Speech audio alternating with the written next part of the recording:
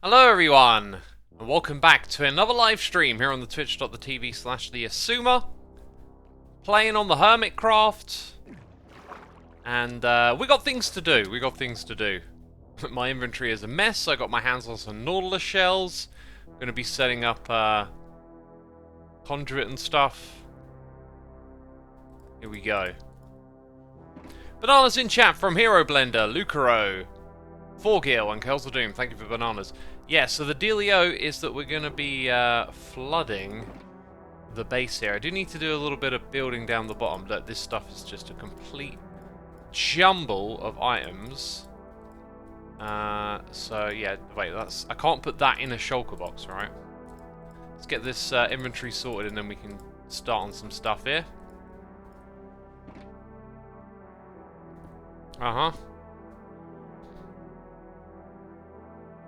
Os says, wait, I actually caught you live? Apparently you have, so welcome. Gonna need some bone blocks. So, my plan for this evening was to play on the create server, and I think I cursed it.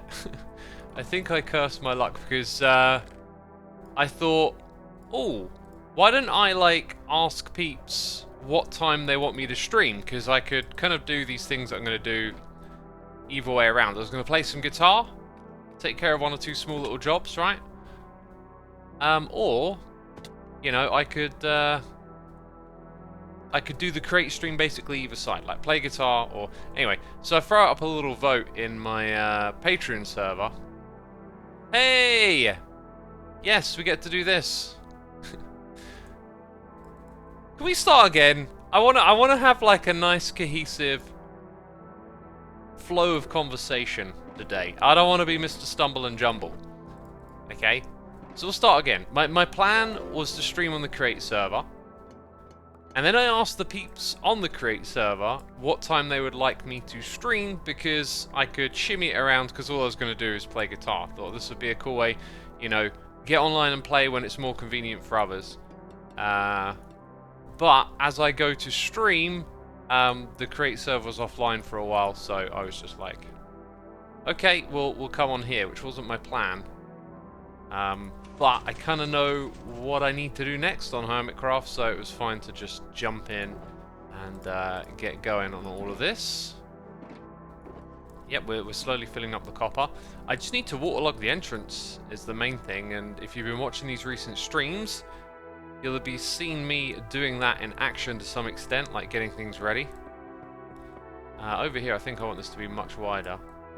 So I think the one part that we'll leave to last when it comes to waterlogging is actually this bit right here. Like, I don't know how this is all supposed to look yet. But we sort of need like a tunnel that comes through here for the player to get to the next area. The player being mostly me all of the time, and the next area being the copper field, of course. So, yeah, having this little opening like so is pretty cool. I don't know if I can sort of measure out this distance that we need with like a nice consistent direction, because when you head in a direction in this game that isn't a straight line, it becomes a little bit of like, you know, 3 blocks this way, 2 blocks that way. Maybe we can just make it a curve. Who knows? I think this thing's got to be like quite big of an entrance at this point.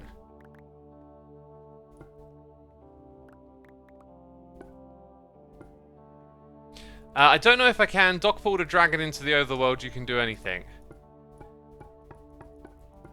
Yeah, I don't know at what point I said I don't know what I can, but Doc certainly managed to bring an ender dragon into the overworld. Gosh. Forever breaking the game, that guy.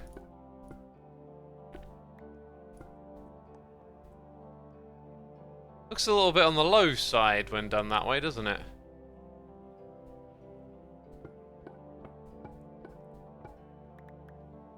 So yeah, we can take this shape and sort of exaggerate it through this area for now.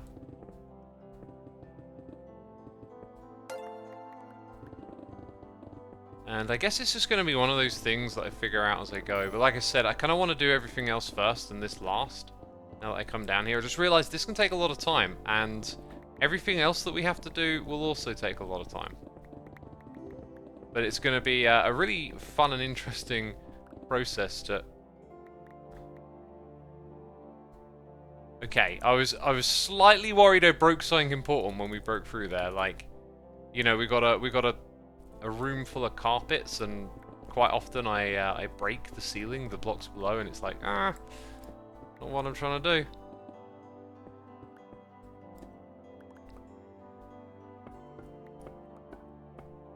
Right. Can you make it look like a bone and jaw, maybe, says NFS Crypt. Yeah, you see, that's the kind of thing that's lurking in my mind, is like, how are we going to make it look good? Like, should it look like something? When you don't have the answers or whatever, like, maybe winging it will save until we've done, you know, the proper work here. So in that case, we need a block that will hold out the water that will allow us to move through it. And it might get a little more complicated than that. Okay, we've got some glass panes here, like temporary, so... Yeah, that's what we need. We just need them on the diagonal. I can move through. Technically, I don't even need it there. We'll go ahead and do that. Lucro says, X, stop ignoring us. If you know Create is live again, you still want to be on HC, please tell us.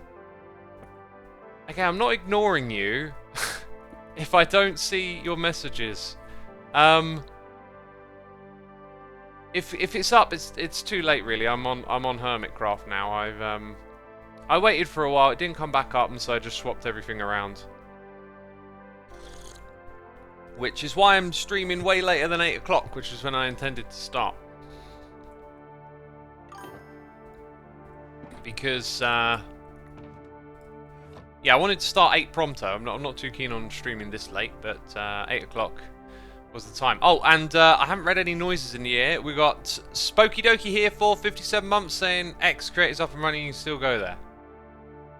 Okay, I'll reiterate what I said a second ago.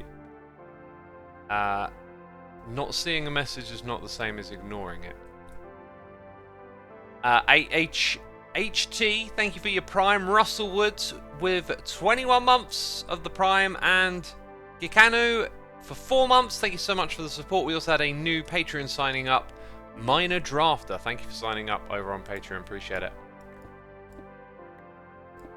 But it's only 7:21, says Blackjack. Oh, time zones, the bane of my existence. Hey, another one! Sinto! Thank you ever so much for 7 months, appreciate it. Appreciate it ever so much. Lucro says, okay, but like not seeing 20 messages or more in total feels like ignoring them. Yeah, but, like... I don't know what to say, man. Like... Just because you feel it's that way doesn't mean it's so. You shouldn't... This is a life lesson I learned some time ago. Like, always assume in positive intent on the behalf of others. Most people ain't going around trying to ignore you in life or something like that, right? You've watched these streams for so long, you must know that I just waffle on and don't pay attention sometimes, right? Like, sometimes my mind is like... looking over at chat, reading messages. A lot of the time, I'm just sort of looking at what's directly in front of me and talking about something, right? So, you know, I just started off this stream and just started talking, and I haven't really looked at chat too much, alright? I know it's not your fault, just teasing you. Okay, it's probably not a great... Like, I'm not getting it. It sounds like you're upset to me. And this is how we communicate over text. So, maybe I'm getting it wrong here, but it comes across as you're upset to me. So, I don't think it's great to do things that way. If that's so.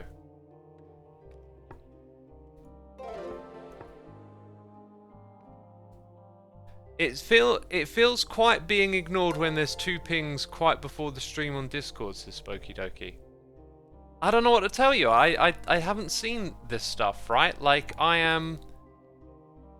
when I do my streams and I set up stuff on my computer stream, like, it takes time to put everything together, and I can't just, you know, sit around reading Discord, right? Like, I'm doing things to get ready to stream, and then, you know, I click, like...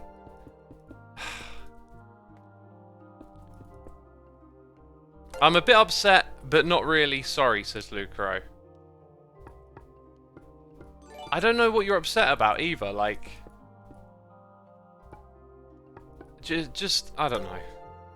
Like, the use of language, saying... Like, I don't like someone saying I'm ignoring them when I know I'm not. There's many places my attention can go, and reading every message that comes across on Discord is not it. I can't even see what's happening on Discord because I got it set up so that I can read my staff channel, right? So I don't know who else is messaging me. I won't see any of that stuff till I finish the stream. And you know, there are... Okay, maybe I'm like being a bit irritable right now. I try to think, am I being reasonable or not? One of the things that irritates me a little bit with being a streamer is like messages that lack context, which isn't anyone's fault, but there are certain things where I read it and I'm like, that's not how it's going on. So like a lot of the time you'll get messages that say, it's this, you should just do that, or no, it's, you know, it's on your left, and it's like, hang on a minute, like that was, you know, a while ago. I've walked off over here, and the it and the that in your message, I don't know what they are anymore. I'm just talking, and then I'll look over in chat in 20, 30 seconds and read something. Tandy McGee says, you are ignoring people on purpose because you're streaming. That's 100% reasonable. If you want to classify it as ignoring, okay, maybe that's a language thing, but to me, ignoring it implies intent, and my intent is not to ignore chat messages, it's not to ignore people that are trying to talk to me, it is, this is how I stream, this is what I do. Maybe other streamers are really attentive and they've got their game together and they just know how to pick up the right messages. It's not me. It's not me. Like, sometimes the house is on fire and I don't realise, right? And I don't know what to say. But I get frustrated when, you know, it's like, it's flipped on me, like I'm ignoring something. I'm not ignoring anything. I just do what I do. Maybe my attention isn't so great. But like, I'm not trying to ignore someone. I wanted to play on the Create server this evening. I wanted to let people know what time they wanted it. I thought that would be a cool way to do it. And then when I sat down to stream, it was offline. I came back a minute later, it was still offline. Checked a couple more times, and then I was like, alright, I'll set everything up for Hermitcraft. So I had to close Create, redo all my announcements, had to re-edit the image that I posted. Like there's all these little things that a streamer does, right? I had to do them all again. Got everything set up, and then went live on here. Wasn't my plan. Wasn't my plan. But here we are. So, yeah, I'm not trying to ignore anyone. I'm just being me and doing what I do. And if that's not good enough, well, I can't really change that, because that's just how my attention works. And sorry for that. Ugh. Okay, that's not how I wanted today's stream to start. But Lucaro says, okay, fresh start. I'm not mad, and I didn't want to make you mad either. Peace. For sure. Sorry, I'm probably going off a bit on, and it sounds like I'm going off on you. I'm sorry. Peace. Let's just say, moving forward, you guys must know what I'm like by now. My attention is split. Computer game, talking, a chat, and other things going on, and I'm not that good with my attention to begin with. So, like, nothing I do is deliberate. And it's not going to be helpful for me to read messages like you're ignoring, because I'm not, and then it just makes me feel a bit rotten. That, like, you know, why would you think that sort of thing? Anyway, like, I'm not trying to have a go, but I'm kind of aware it sounds like that. So, you know, fresh start or whatever. It's all dandy. So here, No, no, no. Oh. Oh, this alignment, does it work? To keep out the water, it's like that. You know, we'll come back and revise some of these bits, which might be a bit awkward once all of the water is actually in this area. We'll see how it pans out. The idea is that that holds the water back, right?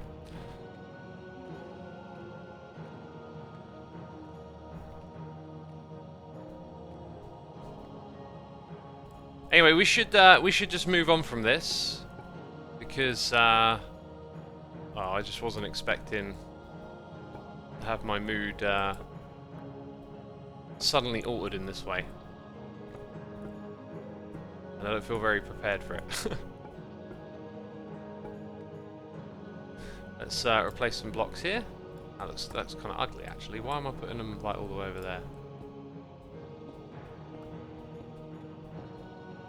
Actually, I think it probably would look better if it were 5 wide.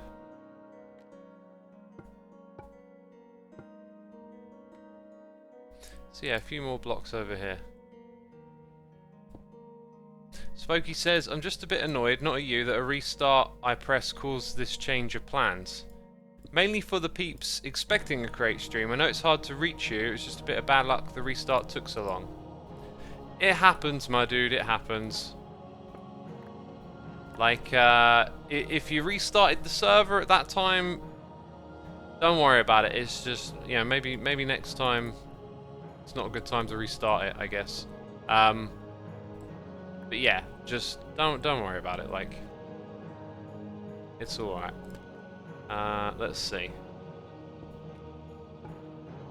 So I kind of want to place these like they don't connect to anything.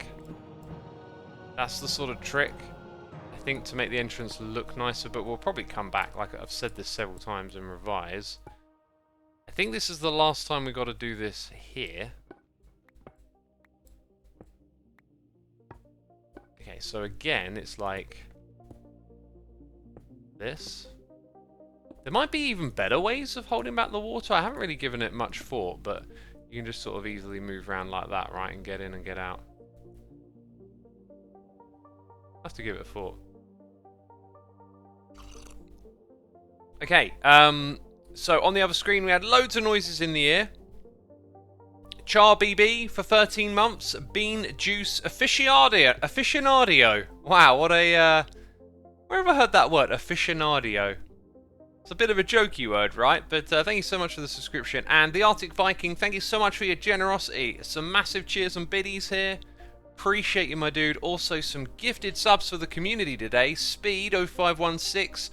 Stewzom, Burt Potato, Tanian777, Kyuma 222, Jay's on Fire, Bath T, Ping the Net, Samuth Guinea, and Slytro. Y'all have been gifted subs. Be sure to say thanks in the chat if you just heard your name being read out loud. I'm enjoying some good decaf here as well.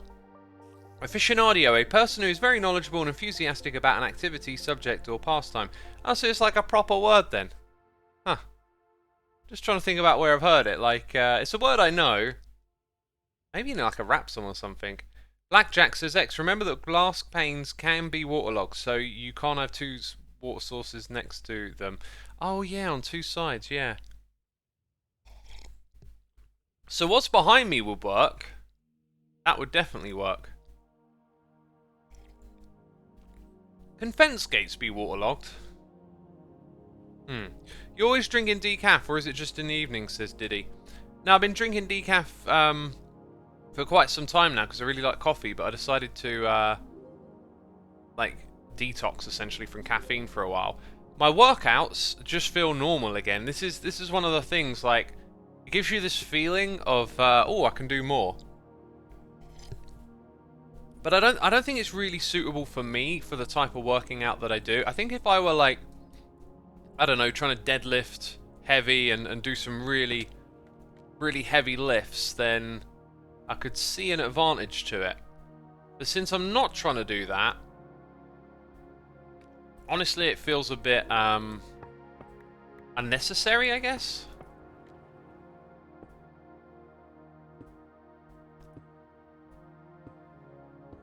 Got to think a little bit about how all this connects now.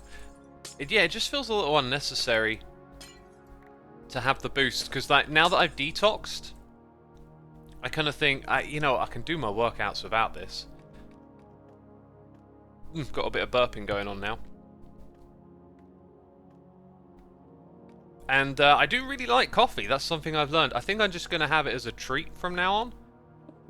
Like, going... Where am I going? Thursday. Going to be going out and about, and I'll probably treat myself to a coffee. Maybe a festive one.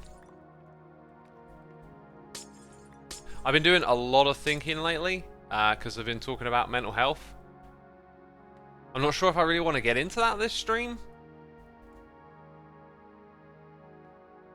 I don't know why I started talking about that. Probably because it's like linked to food a little bit as well. I think maybe I've been a bit too aggressive on the calorie cutting, and it's just maybe messing my head a bit. So when we get down to this level, if we have water here and here, it waterlogs that bit, right? So the entrance really actually needs to be... Yeah, so I could do that. And then put this here. Now, if I have bone blocks, does that keep the water out?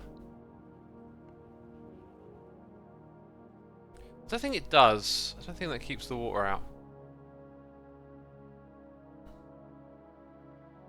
Chat, any other suggestions? Use glow lighting. Oh, like you could put trapdoors. Yeah, glow lighting. Okay.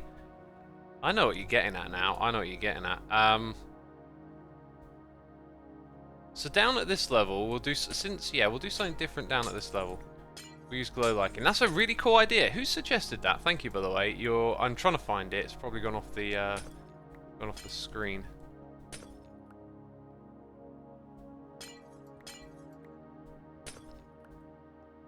My healthy addiction consists of a mint tea with lemon and a small amount of honey each morning and evening. Sounds alright. Yeah, I just drink a lot of this decaf stuff for the flavour, really. Oh. And I feel like if you time your teas well, it tastes really great. I don't know. I just feel like I had 2 really well timed cup of teas today, and they were just scrumptious.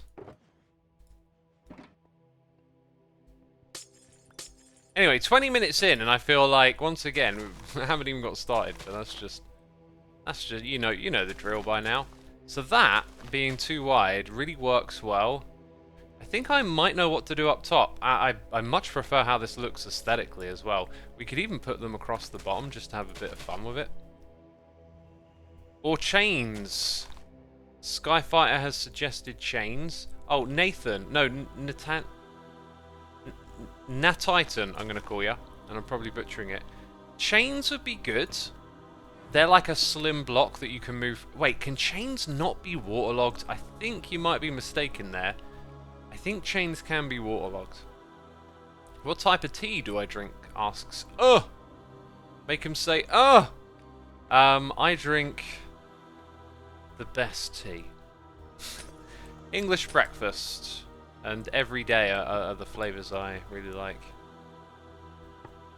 So look at this. If we make this thing wider and put that in the middle. Oh, I'm liking that. I'm glow liking that because explain the joke, X. Just explain the joke. It makes it more funny. It really does. Please explain it again. Ugh. Now, if I do it like that, there's no glass there. I was wondering about just like flattening out the black glass all the way across, which I have none of left because I use so much elsewhere as of late. Guess we'll have to make some more here.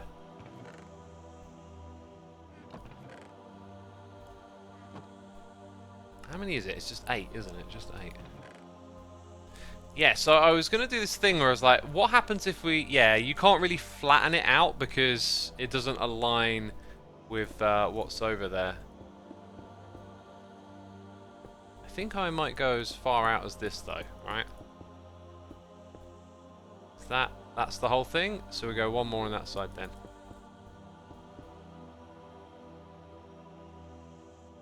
that's properly aligned. It always just looks a bit off for some reason. So obviously our glow liking is going to do a lovely job. Look at that. That's great. That is. And then I think we probably just want 1 or 2 more blocks outside here now, just for the shape a little bit. I think that's kind of good. So yeah, we can come in through here. Then same thing up above. Do you drink your tea when it's hot, or do you let it chill first and add milk cream? I add milk, not a lot, and I let it sit for like 8 to 10 minutes, and then start to drink it. So here again, we've got a kind of overhang a little bit, which I think we'll embrace for a moment. Hey, we've got a noise in the ear. It's Poster Nerd here for 10 months. Twitch baby right there. Thank you so much, my dude. I appreciate all that you do. And thank you for supporting the channel. You can drink tea with milk, says Jay Gary. Yep, you can. I mean, you can drink tea with anything, right? You can put Gatorade in it. Doesn't mean it'll be nice. I happen to think tea is really nice with milk in. I don't like tea with sugar. I don't like it sweet. I like to taste the flavour of the tea. Sugar for me tends to make things just taste like sugar. Which you might be thinking, duh. But like, I find sweetness in general to I don't know, just be a bit more bland in terms of flavour than savoury stuff. Okay, that is the last little entrance. So we sussed all of that out. I'm pretty sure this stuff holds back water. So now we have to get up here and start waterlogging. This is... Oh, actually, we should probably start from the bottom and make our way up, right? This is where things get cray-cray, you know? And you know it's gonna be something if X says cray-cray, right? Oh, here's the thing. Because we're in the area, this thing might get activated, but it'll be the stuff that's closest to where we are. Won't be the stuff far away. Hang on, that's not the one. Tools. Yeah, water buckets.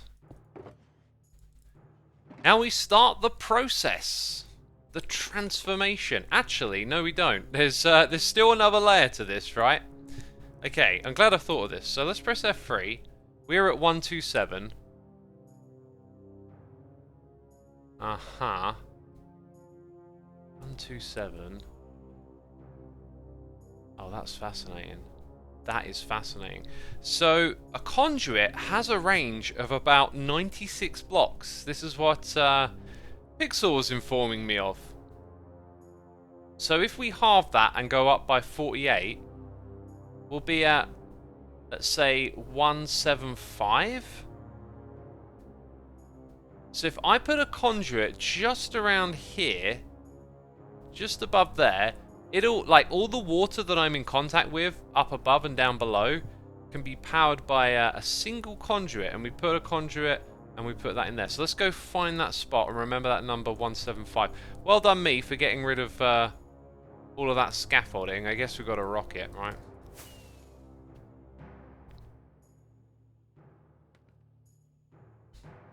Anyway, my mind just drifted somewhere because I really enjoyed this moment. I love figuring things out in a computer game, like problem solving and having little moments of just sussing stuff out. Really simple pleasure, right? So I've been talking a bit about my mental health lately, just as being a creator, and I've started to like put some of it together in my head, not with a lot of conclusion, but just with, okay, this feels like it. Like I feel like I'm pinning my thumb on something important here. I feel like as a creator, my brain has just sort of been warped into creating content. Like I was watching this movie the other night, and I'm like, here it is again. Like it wasn't just the other night actually. It happens all the time, but like I'm noticing it now. I think I've always been aware of it, but now I'm like, actually, this is a problem. So I was watching this movie called Stand By Me. It's from the 80s. Anyone who's probably seen it will probably put a message in chat saying, "Oh, I love that movie." It's a classic. It's one of those just movies that are very memorable. Anyway, I'm watching it, and then I just start thinking about videos. And like, oh, I got to do this thing. Oh, I could do that. and like feeling it like it's a pressure. And I'm just thinking, this isn't healthy. This is what my brain does constantly. And where I've tried to be Mr. Productive a lot, it's pushed me into like trying to do so much all the time. And like sometimes I've got the energy for it. Sometimes I'm just down to like grind whatever YouTube thing needs doing, you know, till I go to bed. Just YouTube, YouTube, YouTube, sleep. And I think lately it's not been working. Like I feel like that energy is no longer great for me, and where it's been diminishing its value, let's say, I've just found myself suffering as a result of it. And I've been trying to grapple with that, right? What does this mean for making videos and content? What does it mean for being successful? Why does my mind like always tick over about YouTube? And maybe it's because I enjoyed it for a long time. Maybe it was like really great, right? But then at some point it has just not worked and become unhealthy, or like is no longer of value, and I struggle to sort of, I don't know, shift or change with that. It's like a habit. It's like a long habit, but now the habit's bad. You need to see rest time as productive too, says Osu1. I agree. Maybe I didn't give myself enough rest time. But my feeling is, like, I've been thinking about how different I was as a creator some time ago compared to now. Like, I keep thinking back to different periods of being a creator and how they felt. And I've noticed some things. And one of the things I've noticed is that there's this, like, treadmill of consumption. Like, constantly sort of, you know, taking in these videos from YouTube, like as a consumer of YouTube, right? And I feel I have an unhealthy relationship, maybe, because being a creator on YouTube and watching other people's content makes you think about it in the way you create your own content. And this is why I like strive to make other types of content on YouTube, or I've had ambitions and goals, because I'm adjacent to this stuff and I understand how it works, and therefore it could be a success, right? For me, I could do that too. I know how YouTube works. I've got a channel. I can make videos. And that hasn't been healthy. I've just felt different as a creator.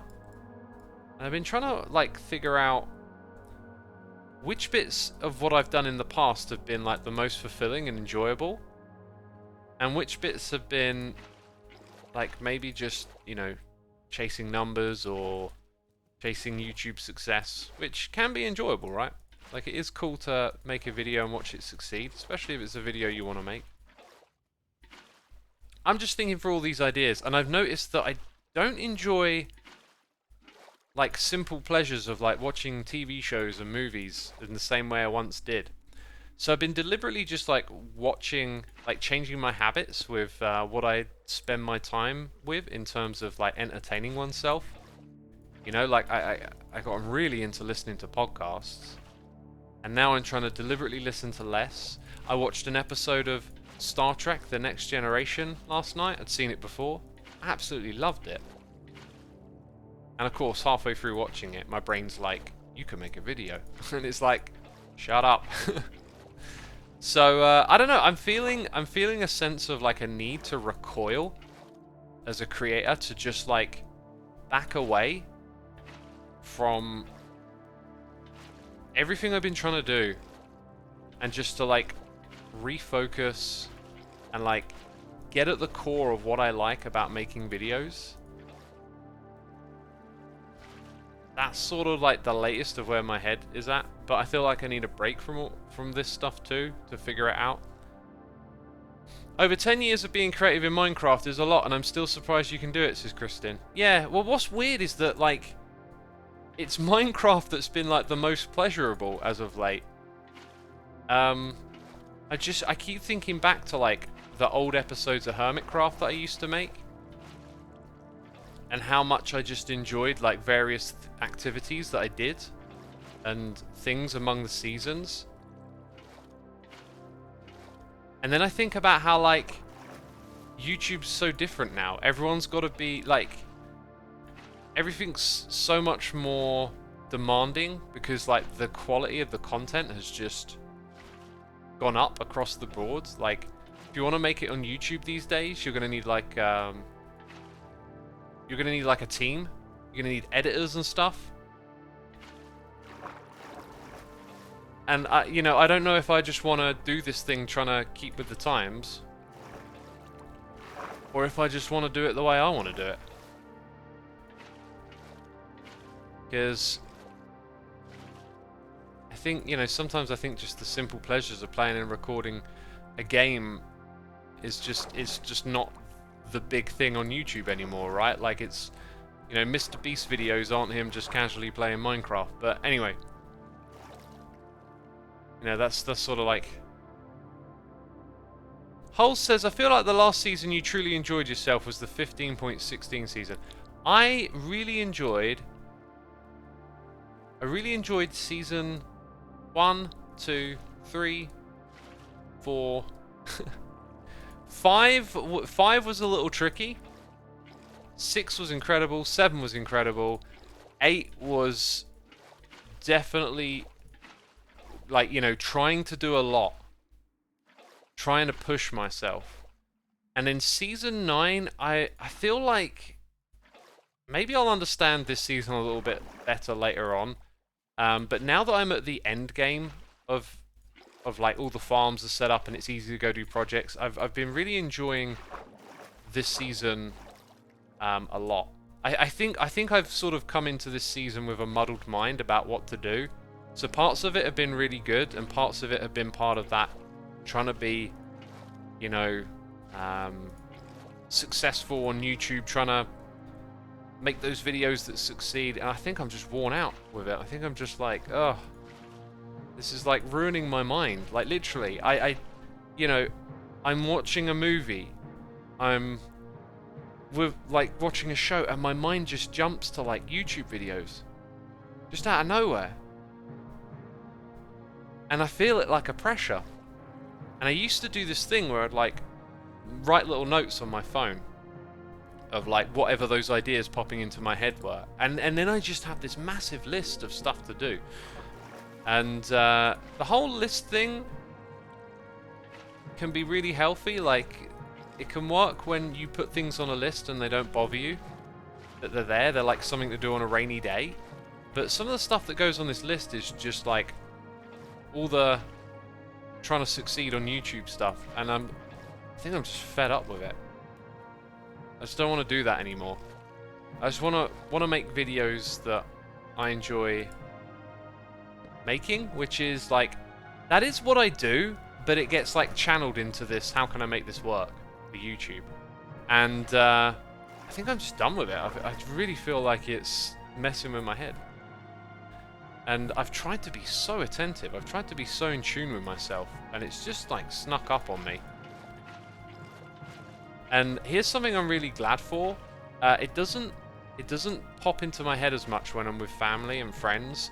Like, had a really lovely evening yesterday. I think like the YouTube thing like popped into my head like a couple of times, but immediately it was just like batted away. But yeah. Anyway, the current episode of Hermitcraft that I'm making, I put the old intro music on it. Just felt like I wanted to. Like, I wanted to remind myself of that. And there's parts of the video where I just feel like I'm doing this like I used to, right? And I've definitely learned some lessons. I'm actually quite excited for like a future season of Hermitcraft, because I feel like I've found some like ideas to like reorient myself and know like how to get this right going forward.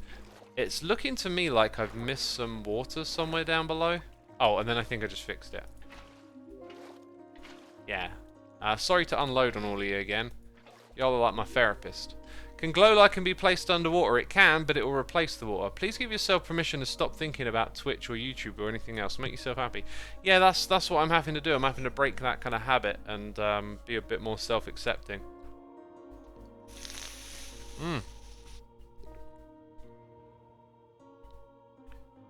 Times change, people, and everything else. Do you agree? I do, Tanian. And I think what's maybe is about to change around me is that I've done what I've done on YouTube and I've made it successful for me in terms of, you know, the channel succeeding or being healthy or however you want to frame it, right? You know, getting views and stuff. And I don't think I can do that anymore. And I was watching that movie about mental health with Jonah Hill's therapist, Stutz. I think I want to watch that one a couple more times and really try and get into the ideas a little deeper.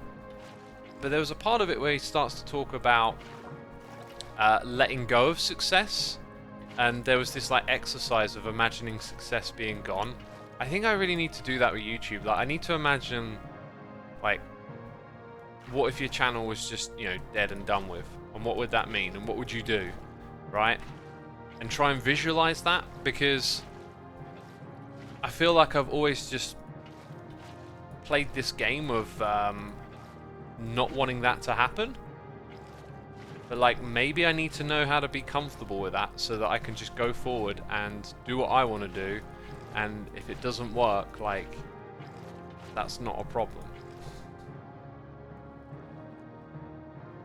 Gecko's excellent point, so true. Let's find Gecko. Gecko's Gaming says, ideas are like water, we need it to survive, but when it surrounds us, we might drown. Yeah, I can see that. Like, I love ideas, I love creativity, I'm full of it all the time. You know, I can't help myself if I'm watching something. If I'm listening to music, my brain just starts like remix it and thinking, oh, you know, like that chord, this vibe, what if you mixed it with this sound and, you know, put a drum beat to that. If I'm watching a movie or a TV show, I'm like, oh, wouldn't this be cool if it were like set in space, or, you know, this thing with that thing. Like, my brain just ideas and remixes all day long. And I love that. Like, I really enjoy it. But because I've had a platform in which to create and put things out into the world, those ideas they start to feel like little pressures of, oh, you could do this. You could put it out there. You know, like, making my music now, it's like, oh, people will hear this. And then it creates this weird little bit of pressure to like, well, you should be doing that. You should be doing that right now because, you know, you can make a song and put it in front of that audience. Yeah, maybe another thing I need to give up mentally is like having an audience too. Genuinely, it sounds like you need to take a break first, and then maybe you could start doing things you love again. Let it all go and enjoy what you do, says Julian Wright. Yeah, I mean, I'm going to have like a sort of semi-enforced break anyway. So like, I mean, the break, for me, the break has sort of already begun. It's, I've got one more Hermitcraft episode that I'm making and actually really enjoying. And I think I'd like to just keep going with what I'm doing, but then I know it's going to be a squeeze before Christmas, and then after Christmas, like, I don't want to have that pressure of like getting that video done because there's a bunch of stuff going on right now. So I'm just going to let that one go. But like, I'm working on one video and really enjoying it. But then after that, that's kind of it. There might be one more that's simply just based on my editor finishing their part of what needs to be done. That will probably come out. I think I'll just, because I know there's going to be like a big break, I'll probably put it out maybe just right at the end of the year or something.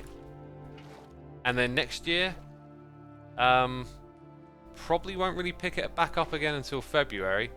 And it won't really be much of a break for me either. So I'm just going to be in a strange spot really. But yeah, I keep looking over and seeing very supportive messages, and I do appreciate all of that. I really do. You know, I got a lot that I got to figure out right now. And starting to figure it out, like, it makes you feel a little better in the moments where you're like getting past some of this stuff, but I kind of know it's like not that simple. It's going to take time. Wait, you have an editor since when? Says Kiyama. I've been working with editors for a long time. When the Xisuma Says channel started was when I first started working with an editor. And it's actually, you know, part of the content that I really want to create in the future is going to be done with the help of editors. Yeah, because despite talking about all of this, I still really want to make my scripted video stuff. It's just, I don't know, maybe it's just managing everything else, or like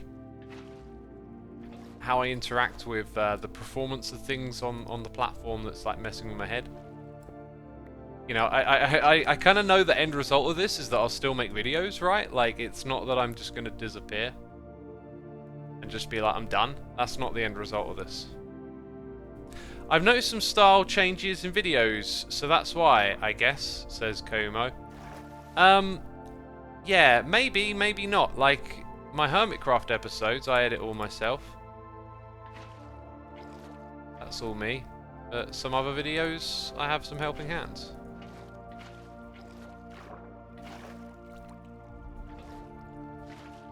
And yeah, I guess, you know, like, we're in this environment where, like, all these big channels, all these, like, amazing videos you're seeing, like, they're done with teams of editors now. YouTube sort of moved away a little bit from being that kind of, like, humble, one-person creator environment. And so, like, in the back of my mind, there's always just this, like, oh, I need a team of people to help me edit and make these videos better, and it's just like, but that's not healthy. That doesn't work. But I have achieved some videos that work with other people, right? Just, you know, they're the videos that I want to make. Anyway, probably getting a bit too into this now. Let's turn it over to some questions. My antagonist says, do you hermits ever have time where you meet up and play together? No planning or organising, no recording, just play with your team? A little bit here and there, sort of. Like, it's a weird thing when you're a creator and you play this game, you sort of become a, you know, you play with creators in a creator way. Sounds a bit strange, but it's not quite the same as just playing a game casually with friends. But the other thing is, like, we love to play with each other. It's one of the really great things about being in a community like this is that you get to share, you know, the game that we're all passionate about together in that way. You know, a lot of things like that creators or us will do is talk about creator things, right? Because when you're a creator, there tends not to be a lot of other people in your life that like really understand what it is that you're doing day to day or what it feels like. And so a common thing is just for YouTubers to like talk YouTube with each other as well.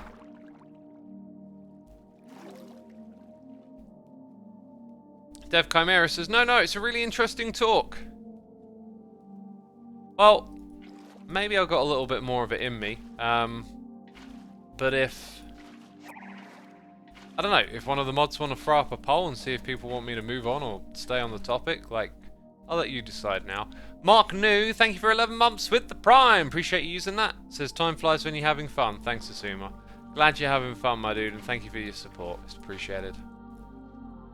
Skyfighter says, we used to joke saying your day had 48 hours in it when you were talking about how productive you were, and I think that lifestyle might be having its impact. You need rest, develop new habits, and find what works. Now YouTube changed, you change, and stuff stayed the same. Yeah, I don't know. There were periods where, like, there've definitely been times where I've really enjoyed being productive, right? Like, if I'm focusing on a bunch of stuff that I really enjoy doing and I'm being productive with it, like, that's quite great.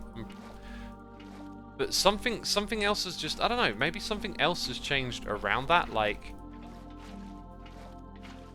I think I'll still always be like a productive with my time person. Like, even in this period of like reflection and stuff, I don't really spend a lot of time not doing something, or like my time is like unstructured. So yeah, I think it's really just a case of like I've lost sight of something, right? Like I feel like maybe I've just lost sight of the core of what I want to do, and I've gotten a little sucked into, you know, been dragged to the side or something. Kind of need to hit the reset button on it. Who knows? Lucro says the poll still has a lot of time, but I can already see that stay on this topic will win by a landslide. Okay, then we'll stick on it. I can imagine how it's like fascinating to listen to this sort of stuff. I mean, I've been literally listening to this sort of stuff myself to try and help myself through it and finding it fascinating too. So perhaps we share in that fascination. Can I do this? Yeah, that'll help a little bit, I think. Ardeness says, have you ever thought about making videos anonymously, as in starting a game about the Xisuma badge like no one knows who you are?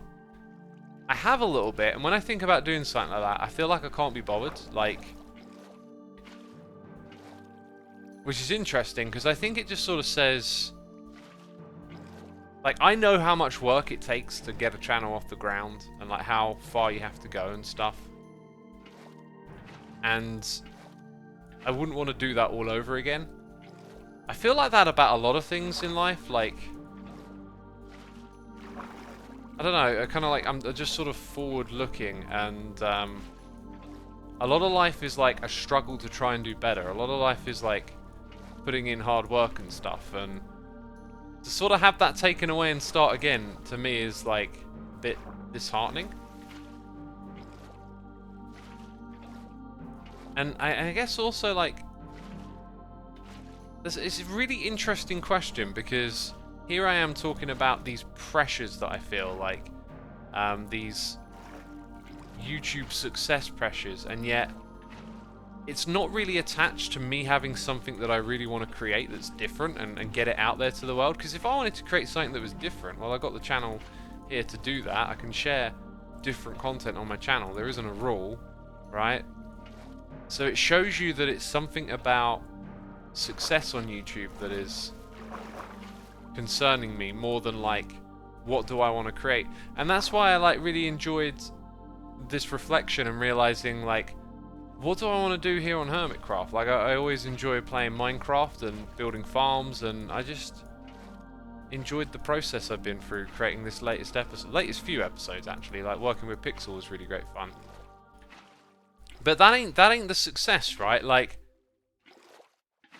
you know, build a copper farm, build a this and that. That's not, you know, a plan for YouTube success. That's just you making a video about some farm that you built. So I feel like just again and again, it's like it always just comes down to this idea of success that's like messing with me.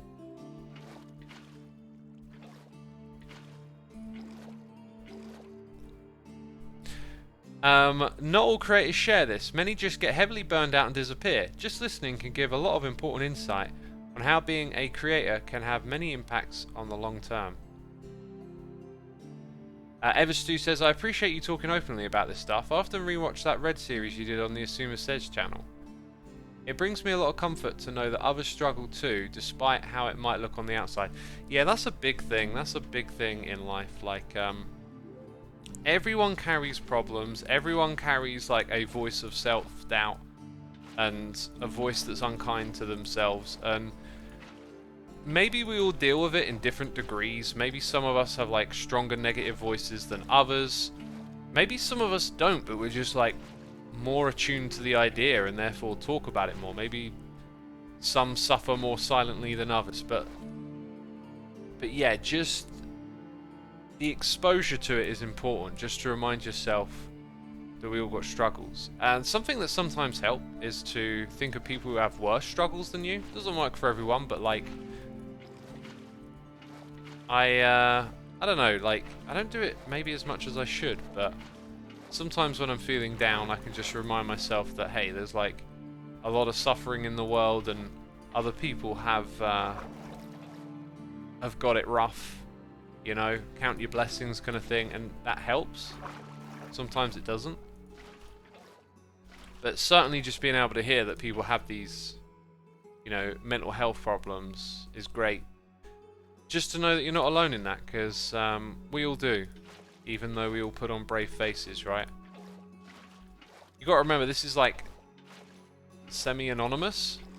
It's also like semi-anonymous if you're a YouTuber who puts their face out there to just, I don't know, talk about this in this environment, because you're sort of expressing things to people, but you're also sort of detached as well. Whereas these sorts of conversations are not the ones you end up having in real life very often. Big Papa House says, X, my 2 cents is that it should be about whether you're happy, where you are. Success should be a measure for yourself, not to compare about against anyone else. I really like that, Big Papa. I'm making a note.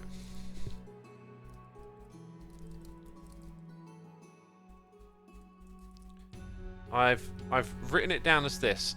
Success. Start again.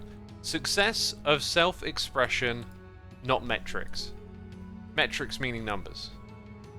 I've started to like write down things as well, like previously with all this mental health stuff. It's like I sort of take it in, absorb it, but I don't really like study it or write it down. And this time I've been writing things down and making notes, and I think I want to like build a little like thing that I read at the beginning of every day to kind of like orient myself a bit and just remind myself of what I've learned. And that I'm going to put on there because that's what I want to do really now, is just like the success should be, you know, is this video what I want it to be or not, right? And I've managed to do that a fair bit lately. It's really strange how like this collapse is kind of like intermingled with some positives too. Like these discussion videos that I've been making and pushing, they've been doing alright on YouTube. I got no complaints about numbers there. And they're the videos that I really wanted to make. Yet, somehow despite having that, I still have these other strange feelings about creating content. I think maybe I just need to get back into that a little bit, because I've absolutely loved writing for a long time. My music blog has always just been incredibly therapeutic and enjoyable. And then being able to translate that to a like YouTube video script, it's a similar process. These thoughts whirling around in my head, they're not about the music, they're about some concept or something that I want to comment on. And then I just like get them all out. I get them on paper, I write them out, and then, you know, I work with Lizard to get them edited, and they become like a cool video that people can enjoy. It's a great process. That'll definitely be a part of my content in the future, but I just have to go through a break of sorts in the next coming months. So I think it really gives me an opportunity to kind of just have a bit of a breather, hit a bit of a mental reset button on creating content for a while. That topic leads me to another question. Does anyone here feel the pressure to do what makes you happy? Because I, for example, don't really know what makes me happy, and having other, more numeric exceptions would be somewhat easier, says thy metagonist. I don't know how to pronounce your name, and I'm probably getting it horribly wrong, aren't I? Yeah, that's interesting. I think if you struggle to know what makes you happy, happiness isn't everything in life, is it? Like, it's happiness is a part of, it's like a tug of war with sadness. Your brain actually physically regulates your ups and downs, right? So let's say you have a really happy time on holiday, and then you come back. There's a good chance that your brain's gonna you're gonna have that come down, and everyone knows that sort of like post Christmas blues or something like that. But it's probably because your mood has gone up really high and then it comes back down again. And I think it's like, if you don't identify with happiness as something that you need to seek, you're probably someone who thinks a little bit more in terms of like meaning and purpose, which is something I've struggled with a little bit. Is when my mind shifts to thinking in meaning and purpose, I'm kind of like, I hope I'm doing good just by like being able to entertain some folks and hopefully share some decent messages. It gets me by, but it doesn't feel like, I don't know, like there could be something more impactful or bigger that you could be doing with your time and this kind of stuff. And maybe that's because we've got this like overexposure to learning about people that are just doing big things in the world, and maybe there's not, like, maybe we don't think about things as like the hero of normality and just being a good person and participating politely in society. I don't know.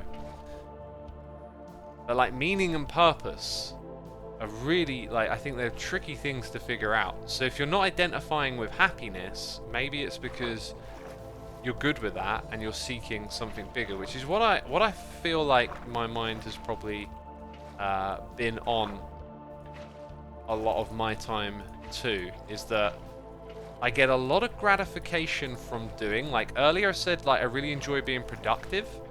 I get a lot of gratification from like organizing, getting things done that I've sort of told myself this is what I'm going to do. Yeah, making videos. Like, I enjoy making them. Does making videos make me happy? I wouldn't have thought to express it like that. But it's part of me being productive. So I feel like myself, I maybe orient my thinking a little bit less around being happy and more about what I'm doing. Crafted Jedi says, watching a film is something I enjoy. It doesn't necessarily make me happy. Yeah, I watch movies, I enjoy them, but they don't make me happy. I feel like if they get me thinking, that's kind of something I like. Julian Wright says, man, this stream made me, and chat made me cry a little bit because of my silly autistic brain relating to so many things said here. Dude, your brain ain't silly if it's autistic. Like, everyone's a little bit on the spectrum one way or another, so some more, others than not. But like someone here will be having like exposure to this type of conversation for the first time. I remember being young, being confused about a lot of stuff, not having direction, not having the ability to converse with my own emotions and stuff, and starting to discover those things and having similar sorts of moments where it's like, thank God I found this person over here talking about this. For me, a lot of that was Henry Rollins. Henry Rollins was someone who just talked about things like what we're talking about now. Maybe not so much about creativity, more about like being a person in society and social feelings and stuff. And like it really just, it was like, oh my God, like someone's speaking my language, right? And it's good that people talk openly about this stuff, because we all need that. We all need to hear those voices and find these things from time to time, right? But yeah, don't call yourself silly for it. Was the point? It's part of being human. We have thoughts and feelings, and sometimes it can just be hard to, you know, to learn about them or to find people that speak that language. Noises in the ear. We got Suris with the Prime. Arta Bong gifting a sub to Julian Wright. Thank you for giving that sub and supporting our community. I appreciate that. Chipmunk IV, thank you for your Prime subscription. Appreciate it. Doing things that I enjoy, especially with people I enjoy, gives me a feeling of peace in my life. Being driven to do things I'm not excited about makes me more anxious, which I sometimes have trouble with, says Big Papa House. I too get that feeling of peace when I'm doing enjoyable things in the company of people I care about. I don't get that feeling of peace from creating content and running the treadmill of activities and things that I do. I get a sense of satisfaction from that as opposed to peace. But like, you need a balance of all sorts of things in your life, right? But the peace is really important too. Wow, this is cool! It's definitely going to need a few more details now, and some of the way the water renders is definitely a little undesirable. I can't quite remember how to fix all that stuff. I probably won't fix it either. Mirias, thank you ever so much for your Prime subscription. Appreciate it. Griever919 says, I want to say how comforting it is hearing about you struggling at times. Not because I'm happy to hear you're struggling, but because I feel like you are a proactive person, and it makes me feel better when I feel down to know that we all feel these moments of struggle. We are not alone, and speaking about it lets people offer their support. Yeah, we've touched on that a little bit with some of the previous comments. I mean, at some point everyone's probably going to learn about, like, about how you have faces for interacting with people. It gets described in this way of, like, people have faces, they behave differently around other people and stuff like that, right? And a lot of life is just sort of putting on a brave face, and whatever you're dealing with, you don't really talk about, right? And as for the whole faces thing, like, it's not a like a negative or a condemning thing. It's like an observational thing. You'll if you choose to look out for it, you'll see it in yourself. Like, you just interact with family different to friends, and you interact with strangers different to both of those, right? And different types of strangers will bring out different interactions from you, and yeah, you can just be aware of that. Curl says, maybe if people are chasing happiness, they are actually chasing authenticity. Wow, okay, going deep with the thoughts now. Authenticity? Yeah, okay. As someone who has just recorded themselves talking about their thoughts and feelings, I'm pretty sure that you can find me contradicting myself on many an occasion. I think as people, we're actually way more contradictory in nature than you might realize. I take the time to, like, examine thoughts and feelings and opinions and stuff, and I notice contradictions and things that don't quite line up. Like, the human experience isn't a perfect thing, right? But authenticity? I don't know what I've said on the subject of authenticity before, but I do not feel like my authentic self. And that is might sound like a really strange thing to say, but I always feel like it's an aspect of oneself. Like, my streaming personality is like a face. It's an expression. This is not how I talk in real life. Like, I don't have these kind of conversations or whatever. Like, when you're with people, you connect with them on their wavelength, and that's not the same as this wavelength. And because I'm aware of that, I'm kind of aware that, like, what the heck is authentic?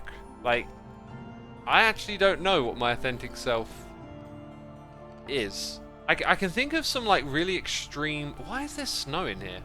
I can think of some extreme personalities. I might be getting this, like, totally wrong because it's been such a long time, but someone like G.G. Allen used to have, like, these takes on conformity and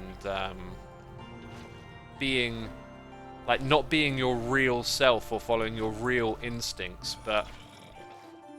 I mean, I did not think that guy was particularly smart. I thought he was more of an attention-seeking person, and... like, when you first discover conformity and the idea of it, there's sort of like, if you're young and a little bit naive, you can sort of think of it as like, oh, everyone's conforming, they're so blind, they're sheep. I see the light now, but, like, everything is intermingled. Everything is intermingled. So, like, everyone's got, like, good and bad in them. You've got impulses and instincts, but then you've also got reasoning and the ability to think around what some of your primal instincts and impulses are, right? And so, I don't really know if there is an authentic self that's, like, purely you. Is there always, like, compromise and reasoning going on? I don't know. But Kunturad says, who you are on stream is authentic. Who you are with your friends is authentic. Who you are with your family is authentic. Being human is authentically messy. I feel like that might just boil down to what we think authentic means. I guess the way in which I like interact with people and whatnot, like a lot of interaction to me never feels like terribly natural in a weird way. I don't know, because I got such a strong negative voice that like speaks against me and stuff. It's I always feel like the odd one out, if you like. But then I've learned to tell myself that's just my brain saying stuff, right? So when it comes to authenticity, I don't know. Maybe it's like my self-doubt clouds me understanding what my authentic self is. But if I could put the finger on something that I could say was authentic, it would be my love for music. The place that it takes me when I experience it. Like over and over again. Years and years go by. It never fades. It's always just got this magic to it. It's like my absolute anchor. If like, you can suffer from like mental diseases and stuff, right? Like people can, their personalities can fade with certain types of illness and whatnot. And if you turn your attention, we all understand decay, we all understand injury of the body, or things breaking and then repairing and healing, but like the mind, who you are, it's in your brain. And what if your brain malfunctions? And that can happen with age, right? And I think the one thing that would like truly terrify me is losing that connection to music. That's when I know I've lost myself. Because like even right now, listening to Jalur in the background, this stuff just like soothes me. Gotta ask yourself some deep questions to find authentic X. He's there waiting to be discovered. This is Curls. Curls, you'll have to share more thoughts on what you think authenticity is with me, because like the question of authenticity just makes me ask questions about what being authentic is, because I guess I never experienced like a part of life where I feel like this is authentic me right now, other than maybe like just enjoying my music on my lonesome. Quote about life I learned on one of my blacksmithing teachers' lives as a forge. Yes, Hammer and Anvil too. You'll be roasted, smelted and pounded, and you'll scarcely know what's happening to you, but stand boldly to it. Metal's worthless till it's shaped and tempered. More labour than luck. Face the pounding, don't fear the proving, and you'll stand well against any hammer and anvil. Lord Alexander, author, Taran Wanderer. That to me sounds like a sort of like the language loses me a little, but like it's from 1967, so like, you know, the language of certain types of discussion changes over time. To me, that's like a saying about like defining yourself through struggle, and there's a lot to that. I've got a struggle coming up which I'm trying to remind myself is something I should probably look forward to more than not, because the struggles I've been through in the past have really helped me grow. And as a person, you kind of want to stay in that comfort zone all the time, and you do just need to get out of it every now and then. And I got something that's going to like really knock me out of my comfort zone. And in the past, that probably would have sent my brain a bit mad. But you know, I'm good for it now. But I'm sort of looking forward to when it's over, because then it would be like you look back on it and you grow from it. But anyway. You often feel tired, not because you've done too much, but because you've done too little of what sparks a light in you, says Alexander Den IJ. I love that. I love that. And one of the things I've been doing a little bit lately to combat this tricky patch is trying to enjoy things that I don't know, from a different time, from the past. Like I said about it earlier, this weird content treadmill of like podcasts and YouTube videos, and I've taken the time to like enjoy some Rick and Morty and watch some Next Generation and rewatch some movies, and And it's alright, like, not everything has to be the newest, latest, greatest thing, and you don't have to be clued up on everything. And sometimes it's really healthy just to enjoy something you know you enjoy. I've also been just trying to listen to music a little bit more as well, too. Oh my god, when you get stuck in this swim mode, it's super annoying in this game. Have you ever been tired of Minecraft, says Ground Bob? Yeah, definitely here and there, but I always come back to it. Cancerad says, how do you define authentic compared to identity? Are they one and the same or perhaps complementary to each other? I really struggle with matters of identity. I'm not a identifying person. Socially, maybe musically, I could use that word, but for me it doesn't. I do not have strong identity. Oh look, we've got a rabbit down here. Like feelings about identity or stuff like that. I find it a little tricky to articulate, but I don't identify with stuff. Like I really struggle to say more than that. That's just how I feel. Is it me, or is that like exceptionally white on that side? Authenticity is not just who you are, but also taking the time for those things that truly matter to you and that you love. It's not about knowing and expressing, it's about how you prioritize you and yourself and what is meaningful. Do the 24 hours in the day prioritize what's truly important to you. If you look back at this week, what you done, how many hours you did, spend with something that gives you energy instead of requiring it from you. Dang, I feel like there's something in there I want to write down. I'm just going to nab that and put it on my clipboard, and then not clipboard, on this WordPad, and then condense that later into my little thing. Megan Lowell says, authenticity to me is acting, doing what I want and what I enjoy without worry about what others think of me and what I'm doing. It's easy to lose authenticity when you start worrying about what others think of you.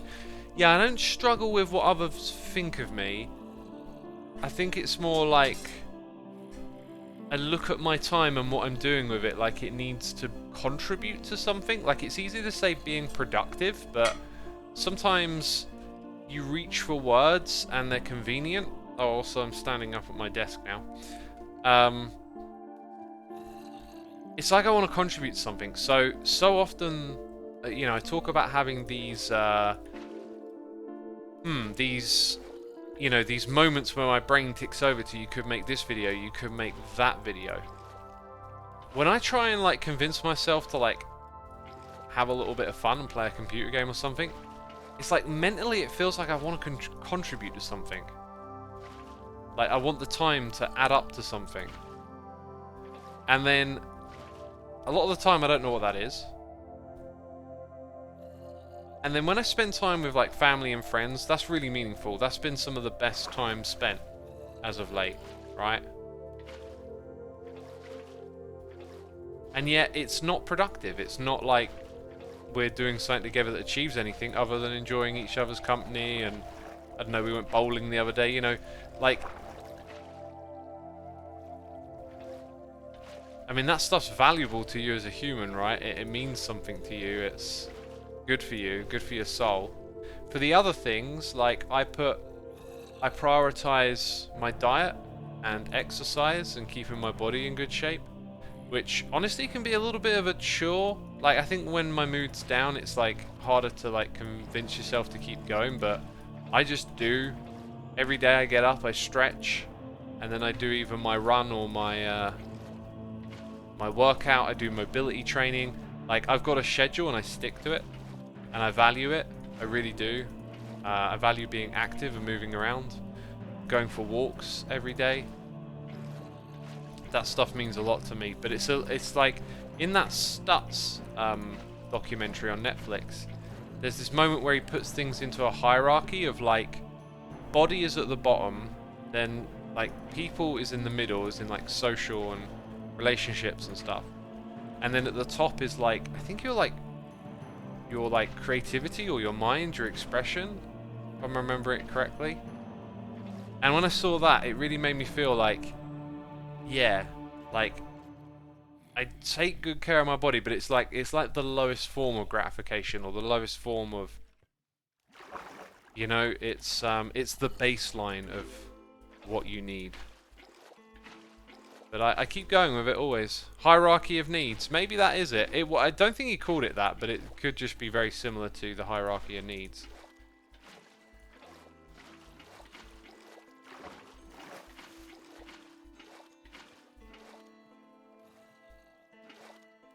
Sounds like a simplification of Maslow's hierarchy of needs. Yeah, it probably is. Probably is.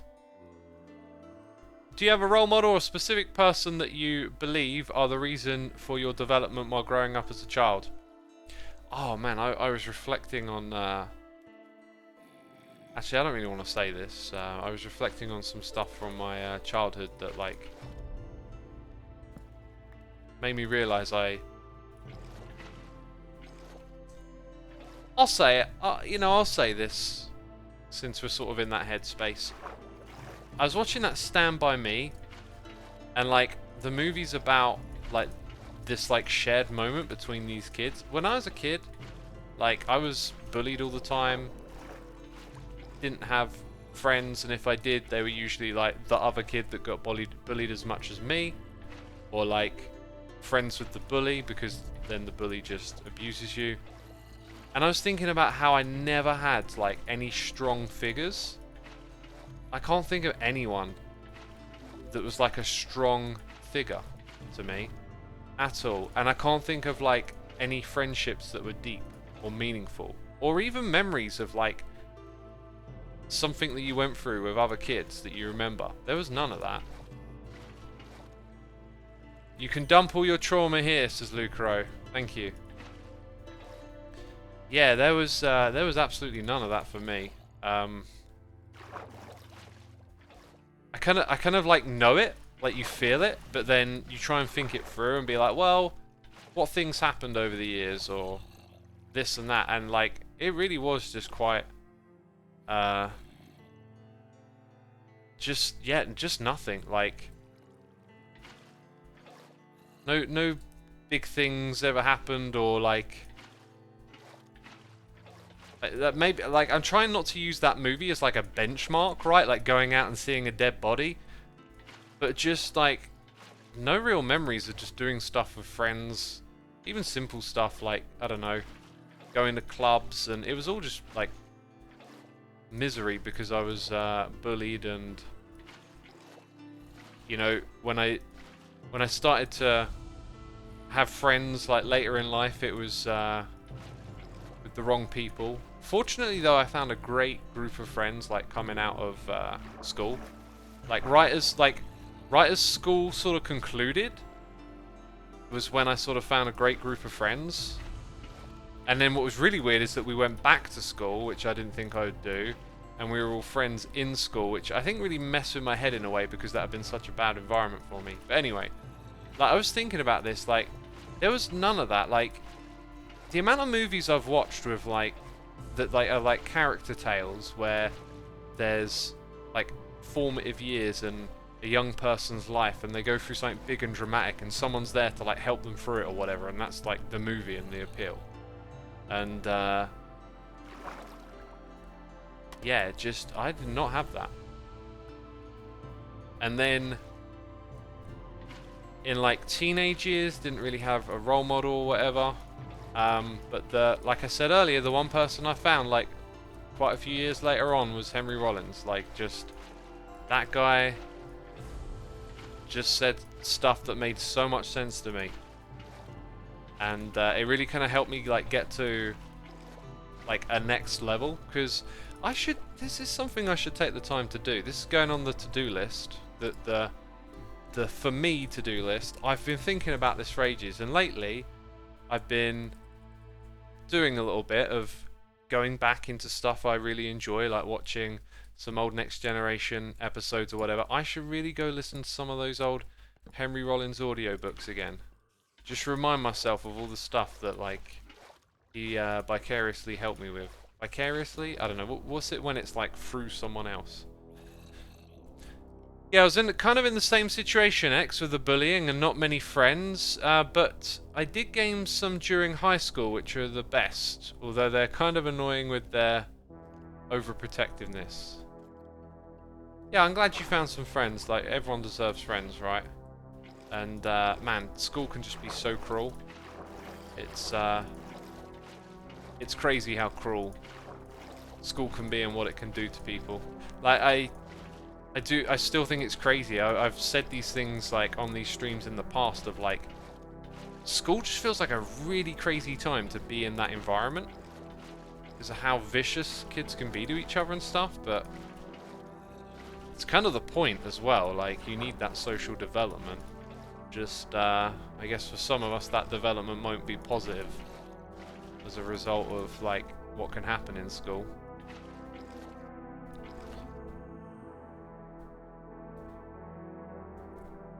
If you live through two people, that's vicariously.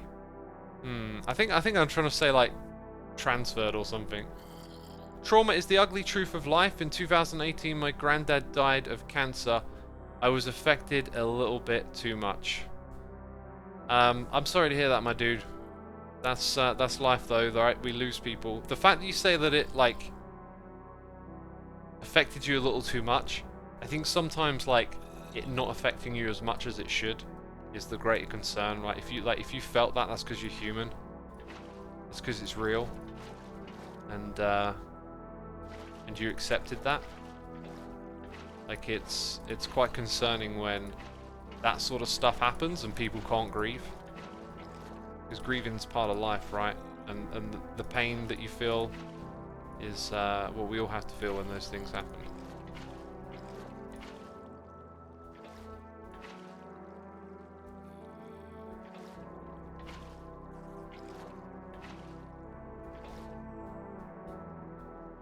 In school, I was never bullied, just picked apart by one person who made me their therapist and my friend's ex. Picked apart. And they made you their therapist. I feel like I just didn't understand the sentence there. I haven't read Noises in Mir for a while. I've been waffling so much. Wallcrafter, thank you for 20 months. Blue Bottle 77 for 75. Isn't that an Evil X? Glad to catch you live. I still love watching you since day one. Keep up the good work. Thank you. Thank you, Blue Bottle. Jellyman 2001's here for 20 months saying, had a very similar thing in secondary school. But once I started unit, I found a solid group of for-lifers, and all is good now. That's awesome to hear, my dude. That's awesome to hear. We also got Iloraq here with a donation. So I wanted to let everyone know that they are appreciated and that eventually every puzzle piece will fall into place. I appreciate that, my dude. Thank you for the donation. I gotta say, I gotta push back a little bit. Like, I don't think we should tell people that things will work themselves out. I think you have to work and struggle and figure these things out and deal with them, and then, you know, like the end result might not be that all the puzzle pieces fall into place, but if you're not trying to, you know, get better and work on these things, chances are something's not going to come along and just magically fix it for you, right? So it's important to grapple these topics.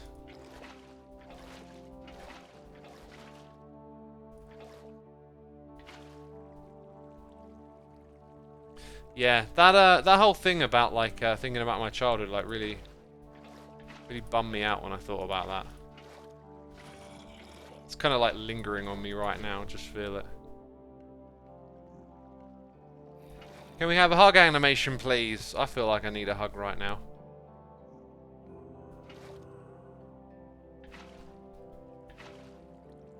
I also didn't have any friends in middle school or high school, and what got me through were a bunch of online friends I met and a bunch of YouTubers and fictional characters, says Julian Wright. Fascinating. I mean, what got me through, or how I got by it, I don't really know. I always remember just being such an absent-minded child. Like, when I look back at memories, I just don't have, like, emotions or, like, feelings and, like, much to go on. It's all just like, oh, I was there or something. And then, at some point in my teenage years, I woke up one day in a fit of rage and was incredibly angry at the world and just realized how miserable I was. And I feel like that is the beginning of the person I am today. Like, all of a sudden, I just wasn't having this anymore.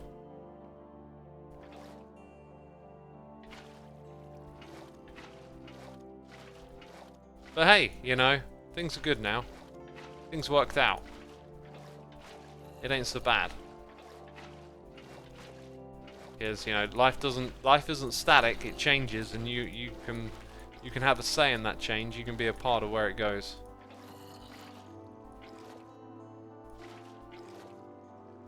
I don't remember much about friendship as a kid, but I remember playing computer games to pass the time and chill out on my own. To be honest, not sure I hated it, but in retrospect I wish I had more social person, because now it feels like a proper challenge to make friends, Dev Chimera.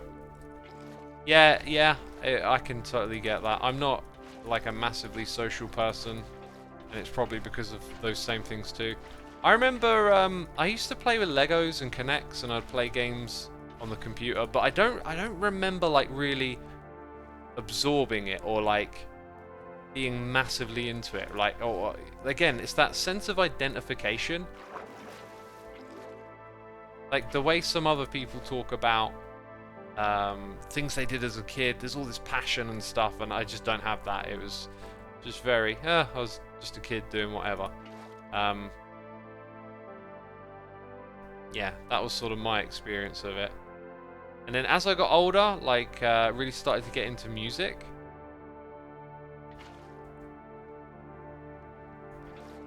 And again, just playing games to pass the time. But it was when I started, I think it was when I started playing music as well, that like the passion grew. And then I started like writing a lot of music. Sort of began that journey very absent-mindedly, coming out of school. And then when I got my first job, I could start to like buy equipment, and yeah, definitely did a lot more of it, but never really took it too seriously and drilled it or anything until quite a few years later. And it was trying to drill the whole music thing and be like, right, let's make something out of this. That's what gave me the kind of building blocks to become a YouTuber and to make YouTube videos, was because I saw this thing happening and I was like, well, I can do that. I can make videos, you know. And then I had like a work ethic. I had a bit of ambition, I guess you could say, you know. But I've told that story so many times. Somehow I barely have a memory of childhood and school time besides knowing I was bullied, but thinking about it made me weirdly sad. I feel bad, but I can't really remember why. It's annoying. I do remember starting playing Minecraft and meeting people on a server helped me somehow, says Megan Nell. Well, you know, if you were like bullied as a child, I don't think you like really process that the same way you will do as an adult. So I imagine that's probably why it feels sad looking back on it. Plus, you kind of look at your, I do, I don't know if everyone does, but you look at your child self as almost like a different you, you know, like an innocent you. And so in a way you're sort of separate to it. It's like, you know, how you feel for another person when you see them suffering or something. You're a bit like detached from it, maybe.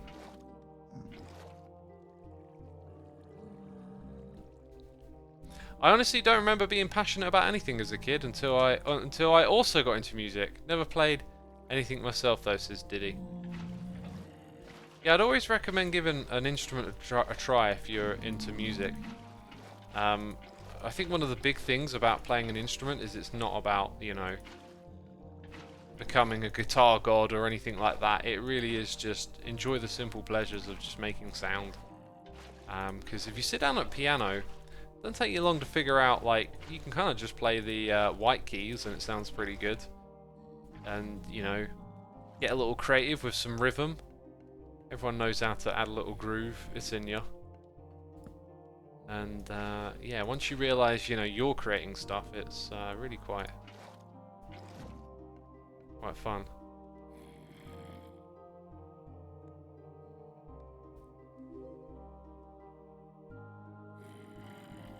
A lot of people. Oh wait, I want to. Okay, right. I'm trying to read this message as it rolls off my screen. I'm not sure if I understood what you were saying or not, but it was an interesting thought. So I mentioned about how like being a teenager I had this sort of feeling. Like I say like, oh yeah, one day I woke up, right? But to be quite blunt, it really did feel like there was like just a sudden shift. Like it really did feel like it was one day I woke up and just kind of realised. But that's not what I'm getting at here. Like a question for all of y'all in chat. Did any of you go through something similar in your teenage years where you feel like you woke up as the person you are today? Like obviously not the same, but like a new you or something? Or did most of you just feel like, you know, you transition from childhood to your teenage years to your adult years and you're always you? Very curious. We got some kind of dids. I did. A yes. Not really. Yes, I don't actually know. Happened to me in my late 20s. Wow. It's a bit mixed, but I think a few more yeses than nos sort of thing. It happened in months. Lots of walking too. Not really, not really. I woke up. It was strange. Yep. Not really. Not yet, probably. There are some... it's quite mixed, actually. No, I literally transitioned. Yeah, I honestly... Memory's a fickle thing. Every time you remember something, you're sort of technically reimagining it and rewriting it. But I can just remember these things about this day and going into school and saying certain things and, like, just being so angry. And that was just, like... I always sort of consider that the beginning of like how I feel, but like I've been through so much like growth and change since then too. It really does feel a little silly sometimes to say like the beginning me, but it definitely was like there's a continuity from there to here, whereas before there wasn't. It was just like this sudden break where I kind of like woke up and was like, I'm angry. This isn't right. Rome wasn't conquered in a day, X. Yeah, Rome wasn't.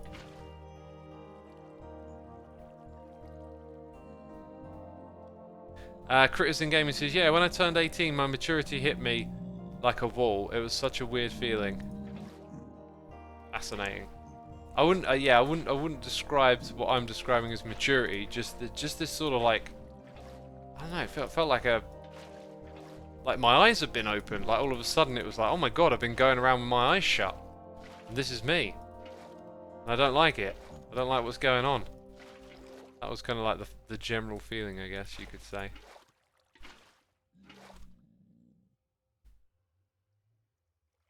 That's called being drunk.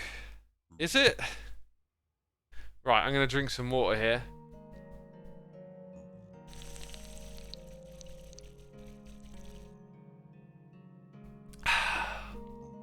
Teenage angst, says Curdled Frog. There's definitely a sense of teenage angst sort of carved up in it, but it wasn't like teenage angst. It was definitely a feeling of like just opening your eyes or something.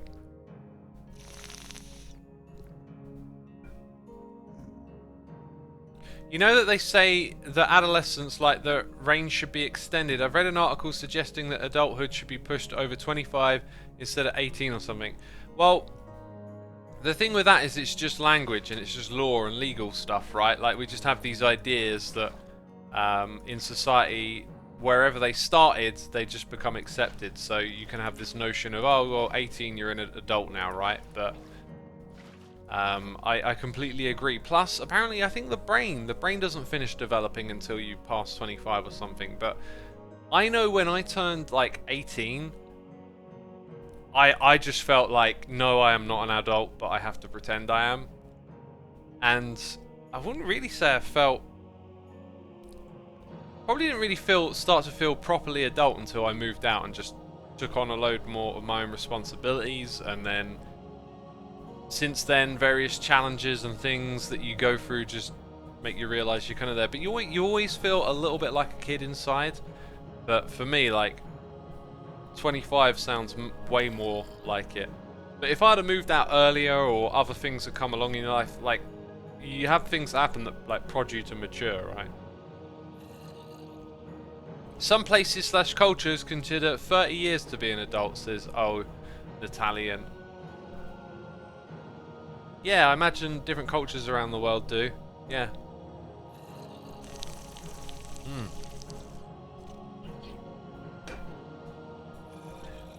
Nee Meow says, I think we're the same. I have my own car and a mortgage, and I still feel like a grown-up teenager who barely knows what he's doing. I've had my car and my mortgage for some time now, and it does eventually make you feel a little more adult. But yeah, when I first had my car and mortgage, I'm like, why are they giving me this? I'm just, do I really know what I'm doing here? I'm not sure I do. But thank you. I'll drive my car. Oh, there's a floaty torch there. I was wondering what that was. Oops, don't want that there. Not yet, anyway.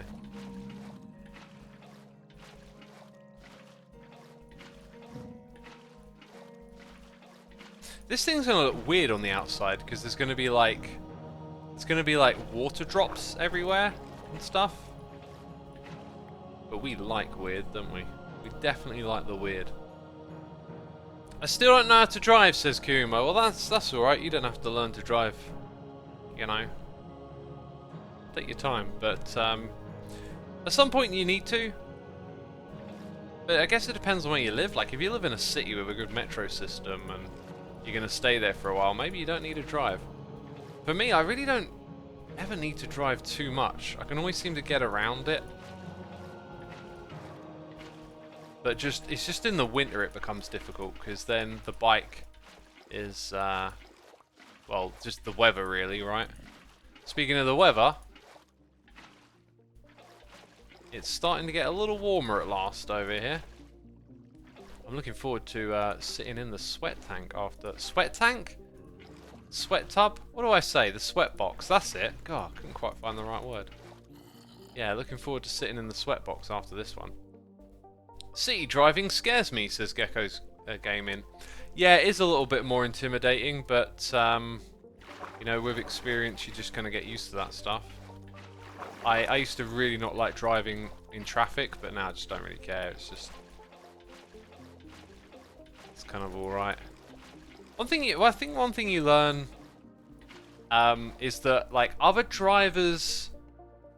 Like, it's easy, I think it's just, again, it's that, like, self-negative thing. It's easy to just think you're, like, the worst driver ever, or you're the idiot on the road that doesn't know what they're doing, but I found that, like, there's a fair bit of shared intuition among drivers, and, like, moments where, you just kind of, like, learn to lock eyes and figure out, like, who's doing what. I don't know quite what I'm trying to say.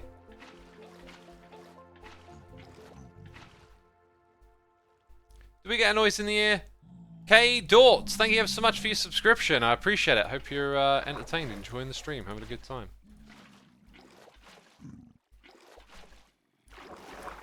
Other drivers must be so confused when Ghostface is looking at them through the car window. Oh dear. I think they'd be genuinely scared because they'd be like, "Can you see through that mask?" Driving gets better with practice and experience, especially in the snow. If you drive in a place with lots of snow, says Panuki. I've driven in the snow a little bit lately. It definitely makes you like really cautious and a bit more proactive, I guess. First rule in driving: never trust anyone in traffic. It kind of goes against what I was just saying. Like you kind of learn to. I know what you mean though, because I can think of examples where people just do things on the road where it's like you don't quite understand what they're doing. But I don't know, there's a lot, like, it's so easy to focus on negativity, right? A lot of times there's moments of just, you know, someone gives way or whatever. There's just like a lot of sensible driving too, right? As well as all those moments where someone does something you don't understand. I never let it get to me when I'm in the car. And let's say like my dad's driving or something. He's one of those drivers that gets annoyed by what other people are doing. And I'm always like, you don't know. Like, you don't know why they're going slow right now. There's a lot of that. There's a lot of getting in life. There's a lot of getting frustrated at something you don't know. But then when you break it down, it's literally like, you don't know. I don't want to get political. This sort of just popped into my head because it's I don't know, it's just the thing that popped into my head. But just thinking back to like the coronavirus pandemic and the vaccines and all that sort of stuff, you know, these videos get shared or whatever of these groups that are against vaccines, and they're like, you don't know what they're putting in the vaccines. And it's like, yeah, I don't. That's why we have medical institutions to take care of that stuff, right? Because I don't know. And it's like, the ignorance isn't a red flag. Sometimes it's just like, yeah, you just don't have that knowledge. I don't know what the heck's in the vaccine I took. I ain't got a clue what's in it. But like, why would I? I'm not the medical professional. So yeah, in terms of road rage and stuff like that, you know, let's say some vehicle is in the middle of the road, dawdling around, and you know you're rushing to get somewhere, which never helps your judgment. So easy to be like, what are you doing? Honk the horn. What's going on here? You're an idiot. Why are you on the road? Like, what's going on here? And then you think about it, it's like, yeah, what is going on here? You don't know. They might be in their car having a stroke. Or like, there might be an emergency going on. Or there might be something further on down the road that you can't see that explains why what's happening is happening. And so like that moment of ignorance that you almost like acknowledge, it's just the thing you should focus on. It should be like, yeah, I don't know. So like, let it go. That's why you'll never find me getting angry in a car. I have done a little bit in the past, and then I've been like, oh X, I know this is stupid, like I need to like not have this road rage instinct. And so like now when a car does something I don't understand, I'm just like, that's fine. I don't know why they're doing what they're doing because I'm not in the car with them.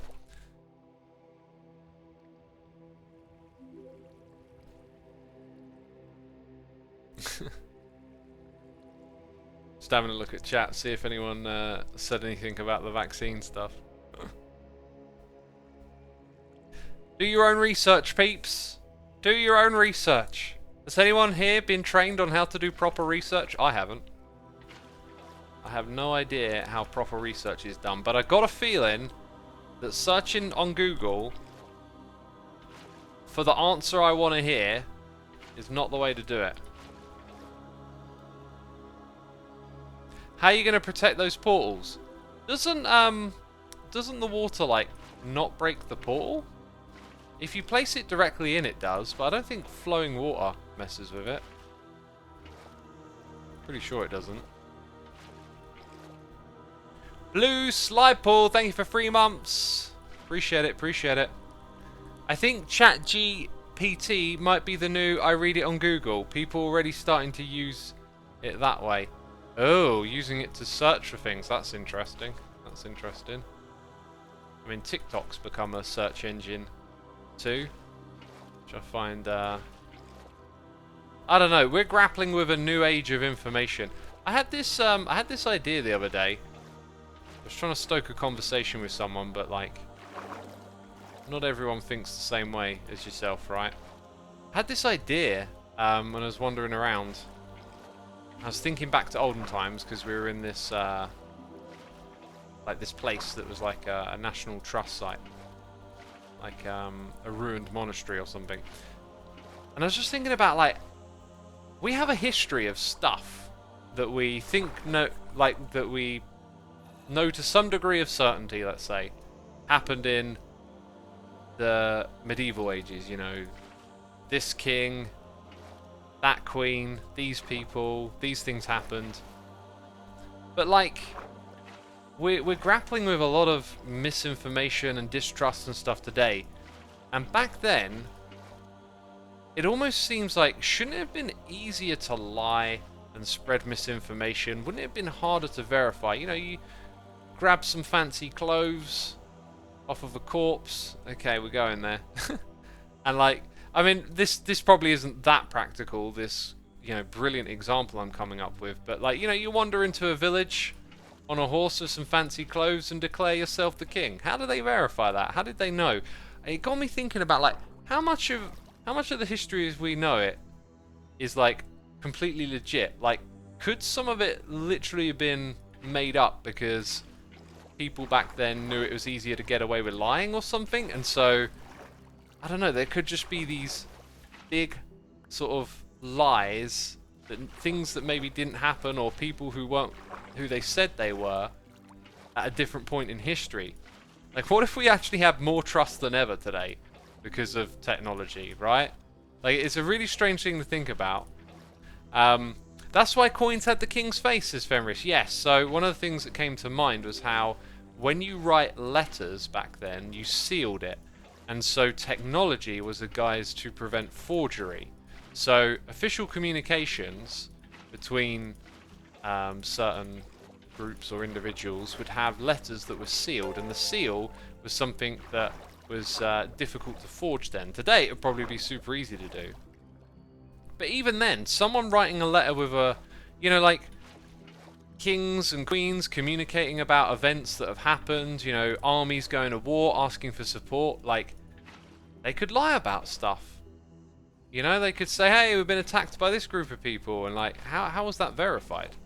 Right, information was very slow to travel, and it was a lot of the time word of mouth or written down. I mean, now we have pictures, we have video, we have faster communication, so these are some of the things that would make that harder to lie about, whereas back then, you could maybe lie about it. It's fascinating. Head in the clouds, thank you for your Prime subscription, appreciate it. Black Shack says, the issue is how many people are affected. It is easy for someone to go into a city and pretend to be the king, but that only affects that city. These days, anyone can say something on the internet and have the entire world accept it. Yeah, let's come back to that thought. I just need to go do something real quick. I will be right back. Like, literally less than a minute.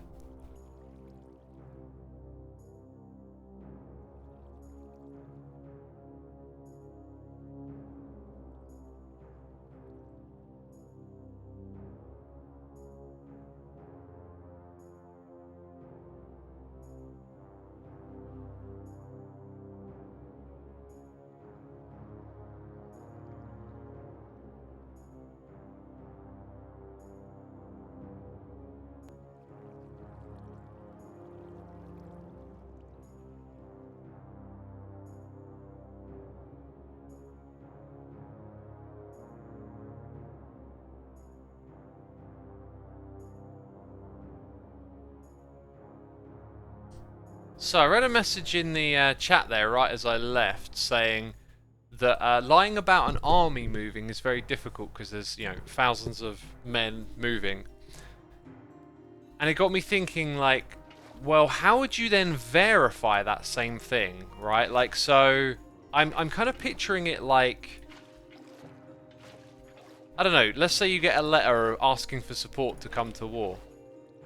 It's like a matter of like logistics and stuff, because I guess like if you lied and then an army turned up and they're like, well, where's this war that we're fighting? So maybe some of these things like cancel each other out. Like, you could lie, but like it wouldn't really make sense, right? Like, there are lies you can probably tell today that just don't really get you anywhere and don't make a lot of sense to lie about. So maybe you could think about it through that lens. But like, I guess it's like, what is the logistics of the communication back then? And what were its vulnerabilities and the ways in which it might have been manipulated, I guess? Because maybe I haven't got some great examples here or whatever, but can some of y'all just think of what I'm getting at? Like, can you imagine if like you learned about some stuff that happened way back then that maybe didn't? And it's like, because misinformation, it almost seems like it would have been easier maybe, right? Maybe it wasn't. I don't know. Maybe like, maybe it really was difficult to tell complete and utter porkies. I don't know. Like, what is the question I'm trying to ask here? How easy Was it to lie and get away with stuff? And has technology changed that? And how? I don't know. And has that left any things in history that might not have actually been true? And maybe there's examples too. Maybe there's like written history, you know, lords and scholars and stuff that have kept records. And then maybe like they've had some archaeological dig and they've done some carbon dating and they've been like, oh, hang on a minute. This lord told a porky in his records. I don't know. I don't even know how you would research some of these ideas, right? Like, everything I'm saying feels like it could be one of those really fascinating Vsauce videos. And obviously it takes like a lot of time and research to do this stuff. I wouldn't even know where to begin on like, how do you research how faulty is the information we know about the past, or was it possible to lie? You need an introduction to cryptography. I know what cryptography is. And I think cryptography might be a good example of showing security today, and cryptography can be used to verify information in a very secure way. It's kind of not what I'm saying. Cryptography's a bit more modern. I'm talking about way back when. You know, the history from times when it was written, before it was photoed and videoed and whatnot. History is written by the victors, says Clarky. I don't like to say that because I think it's more pertinent to say that history is written by people, and that those people, you know, can be flawed. So like, we say written by the victors because we kind of understand that, you know, the history of certain wars was written by those who won it, right? But sometimes, you know, there are a history of losers, right? Sometimes the losers tell their side of the story. And so really it's about just seeing that history is written from a human perspective. You know, like sometimes a historian, you know, or historians get accused of having an agenda with the way that they talk about the thing, whatever the topic is, right? So sometimes, you know, maybe a historian does have a bias or an agenda, and maybe sometimes they're trying to tell the most truthful story that they can, or the most accurate history, but maybe they get it wrong because of their own shortcomings, right? Like everything has just a bias to it, and it's easy to see how like those who win wars get to write the history books on it, but it's not always the case that it's 100% just written from one perspective. There are many takes on perspectives from recent wars. That's one, you know, like again, in this age of disinformation that we're very concerned about, there are good things too, like the internet has given voice to a lot of people. Let them able to tell their stories and their struggles and their side of things that are happening. And that'll influence how history is written. See, look at that, it stays there, right? Which is what I thought it would do. I'm getting a bit meticulous with this now, coming into these little crevices and making sure they're all full up, but that's what we got to do, right?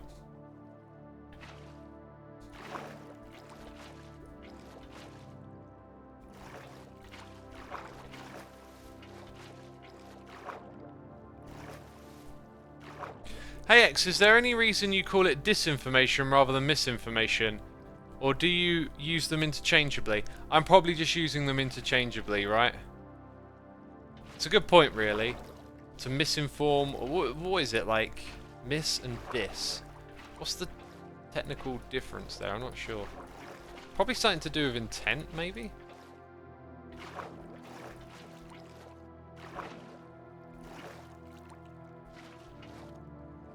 Right, and then all the way over here. Hey X, what's your favourite meal when you're bulking? I don't know.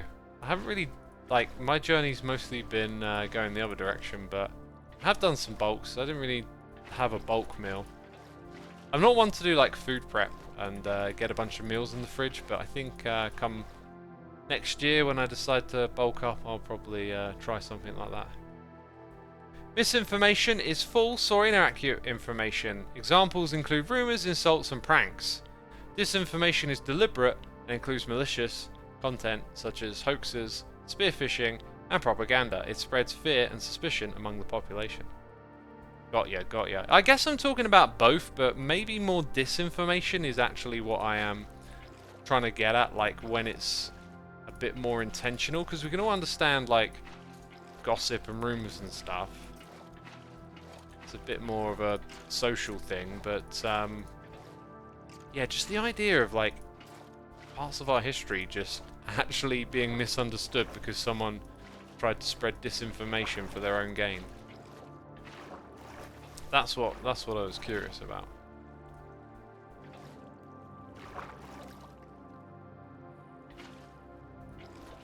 Just realised something. That now this bit in here is sort of isolated, so I might as well go ahead and try and finish it. I forget you can just like literally take from below now. Okay, that's that level. This is this level. Oh my god, we're gonna go higher again. Oh, it goes all the way up here. Dang. Well, now you've seen it. Now you've seen it all. The water goes up here.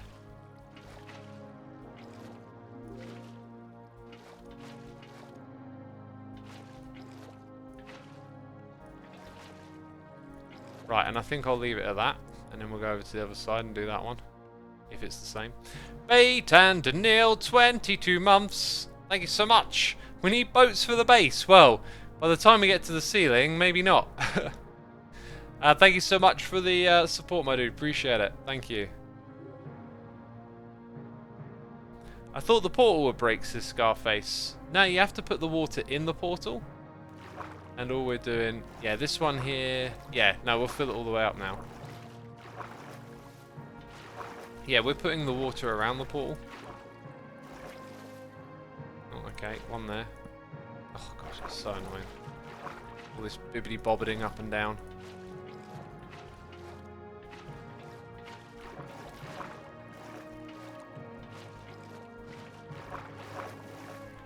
Ah! Ah! There we go.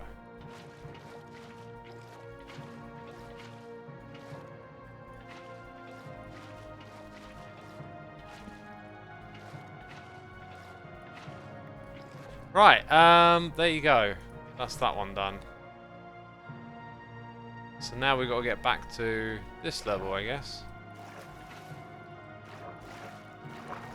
I think it's going to make sense to, like, start away from the portals, because portals, well, they now... yeah, you can't put the water bucket right up against it.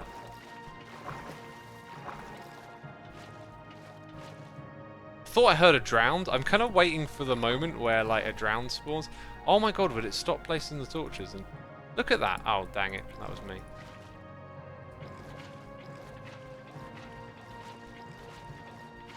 Let's get this stuff flowing out of here. Ugh, not like that.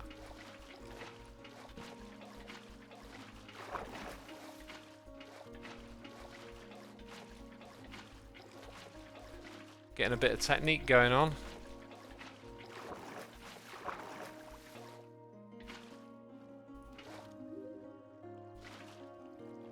Feels like it's going to get real dark now because there's like this layer of torches around the edge here we're just knocking off.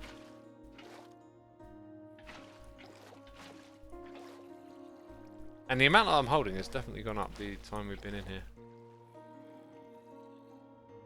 Is it all connecting over there? Looks like it's all connected. Hi X, are you doing this on Hermitcraft? Yes I am. This is Hermitcraft. Have I already... I think I've already done this bit in here. Okay, got ya. Let's go to the other side of the room. Why are you doing this again? I just started watching. So that we can navigate our base much easier, which I haven't done yet. So like...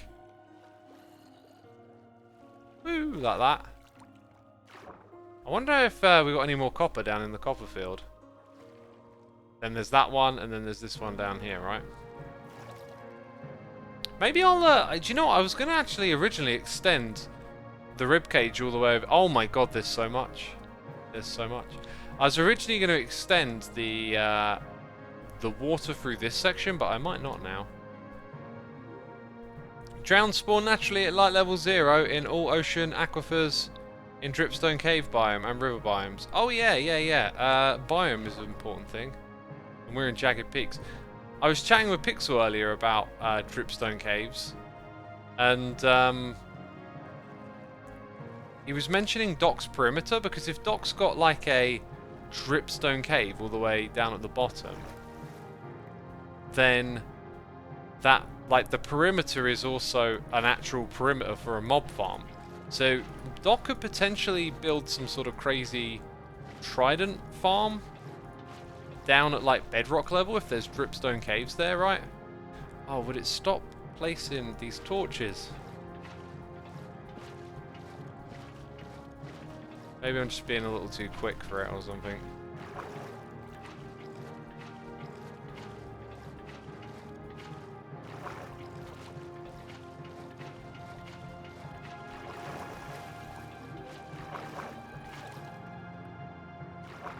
I forgot how cool his bases are, says Icewiff Live. Thanks.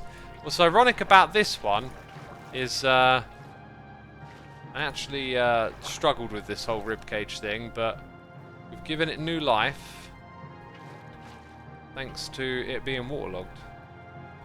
The perimeter is centered around a river biome for a drowned farm, says Spooky.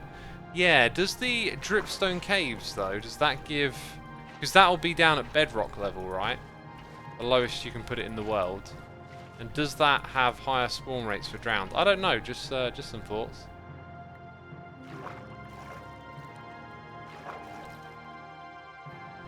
Be right back, gotta go get back to smoking some meat. I've never smoked meat. That feels like one of those out of context quotes right there. In fact, I've never really cooked like a lot with meat. However, I think I waffled about this venison stew that I made the other day, and I'm gonna make some more in the week again. Yeah. Not really gonna tweak the... Oh no, I was gonna tweak the recipe. I had an idea of something that could go into the stew, but I just can't remember what it was. Like, I've got peas, carrots, and onions.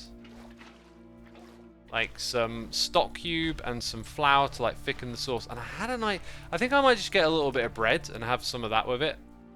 Like I had at the place where I first had the venison stew at. Anyway, I thought I had an ingredient in mind. Ooh, I'll add that in, that kind of thing, and I can't remember what it was. But I love my cooking. And yeah, I'm really gonna enjoy cooking that. I cooked some palea. I can never say this one properly. P-A-E-L-L-A, palea or something, and you're supposed to cook it with the rice of the same name, and I couldn't get any, and when I cooked this dish I could really tell how, like, you need the right rice for it.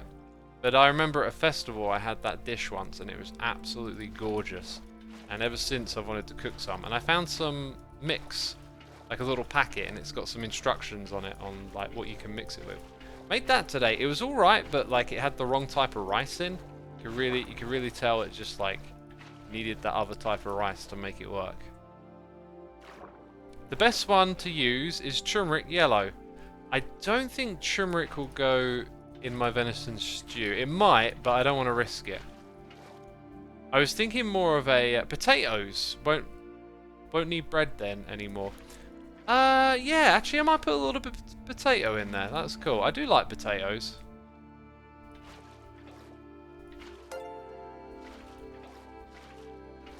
Uri Doggy, thank you for your Prime subscription. Appreciate it. Hope you're enjoying the stream, entertained, having a good time, all that stuff.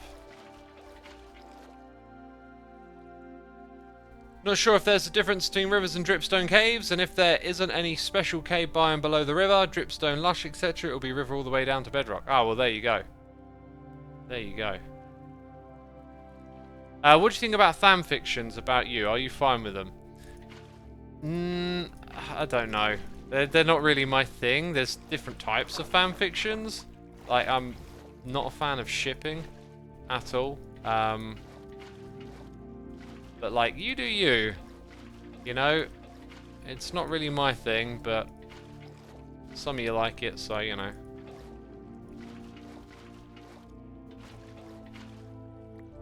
How good are you with roleplay? I'm not really a roleplay sort of person.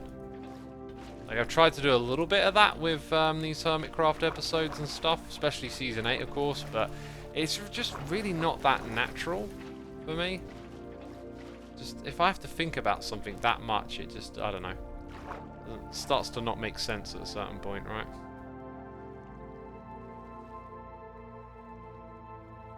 Apparently I'm blast-proofing the inside of my base. Well, it was probably... Oh, I see what you're saying. Like, if a creeper got in here and blew up, then it wouldn't actually blow up because of the water. Yeah, I guess I am, but that's not the entire intent here.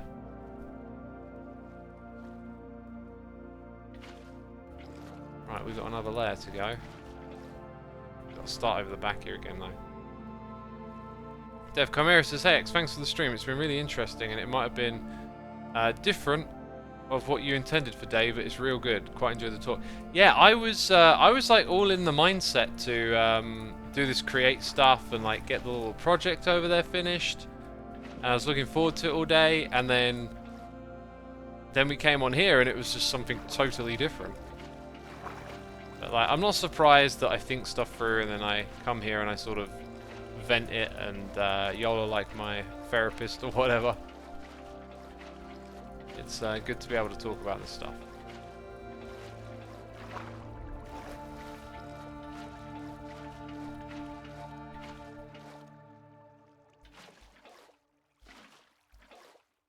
X is taking the fact that the human body is 70% water extremely literally.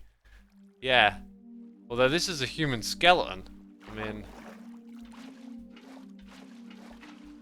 Is that still a body? That's a philosophy question for you there.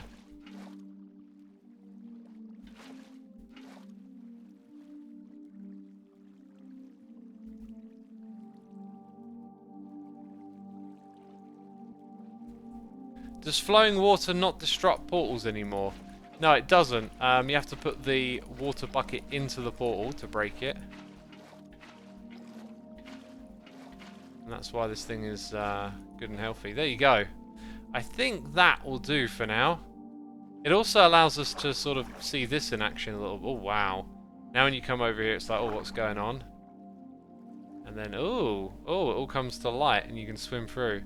I feel like I might put a dolphin in so you can kind of like swim a little faster. That might be one other thing that we do around here. When we go in like that, you can't really see it. When I go here... Oh, that might just be the view I want. I like that blue tint. That's the view that I want. And guess what? I can just kind of stand here, right? Well, I'm not going to do that. How's my inventory? Yeah, my inventory's fine. I'm going to go through the nether portal, actually. Put in a conduit, says Heatherly. A conduit? What would that do? Would it allow us to see and breathe underwater like we just were?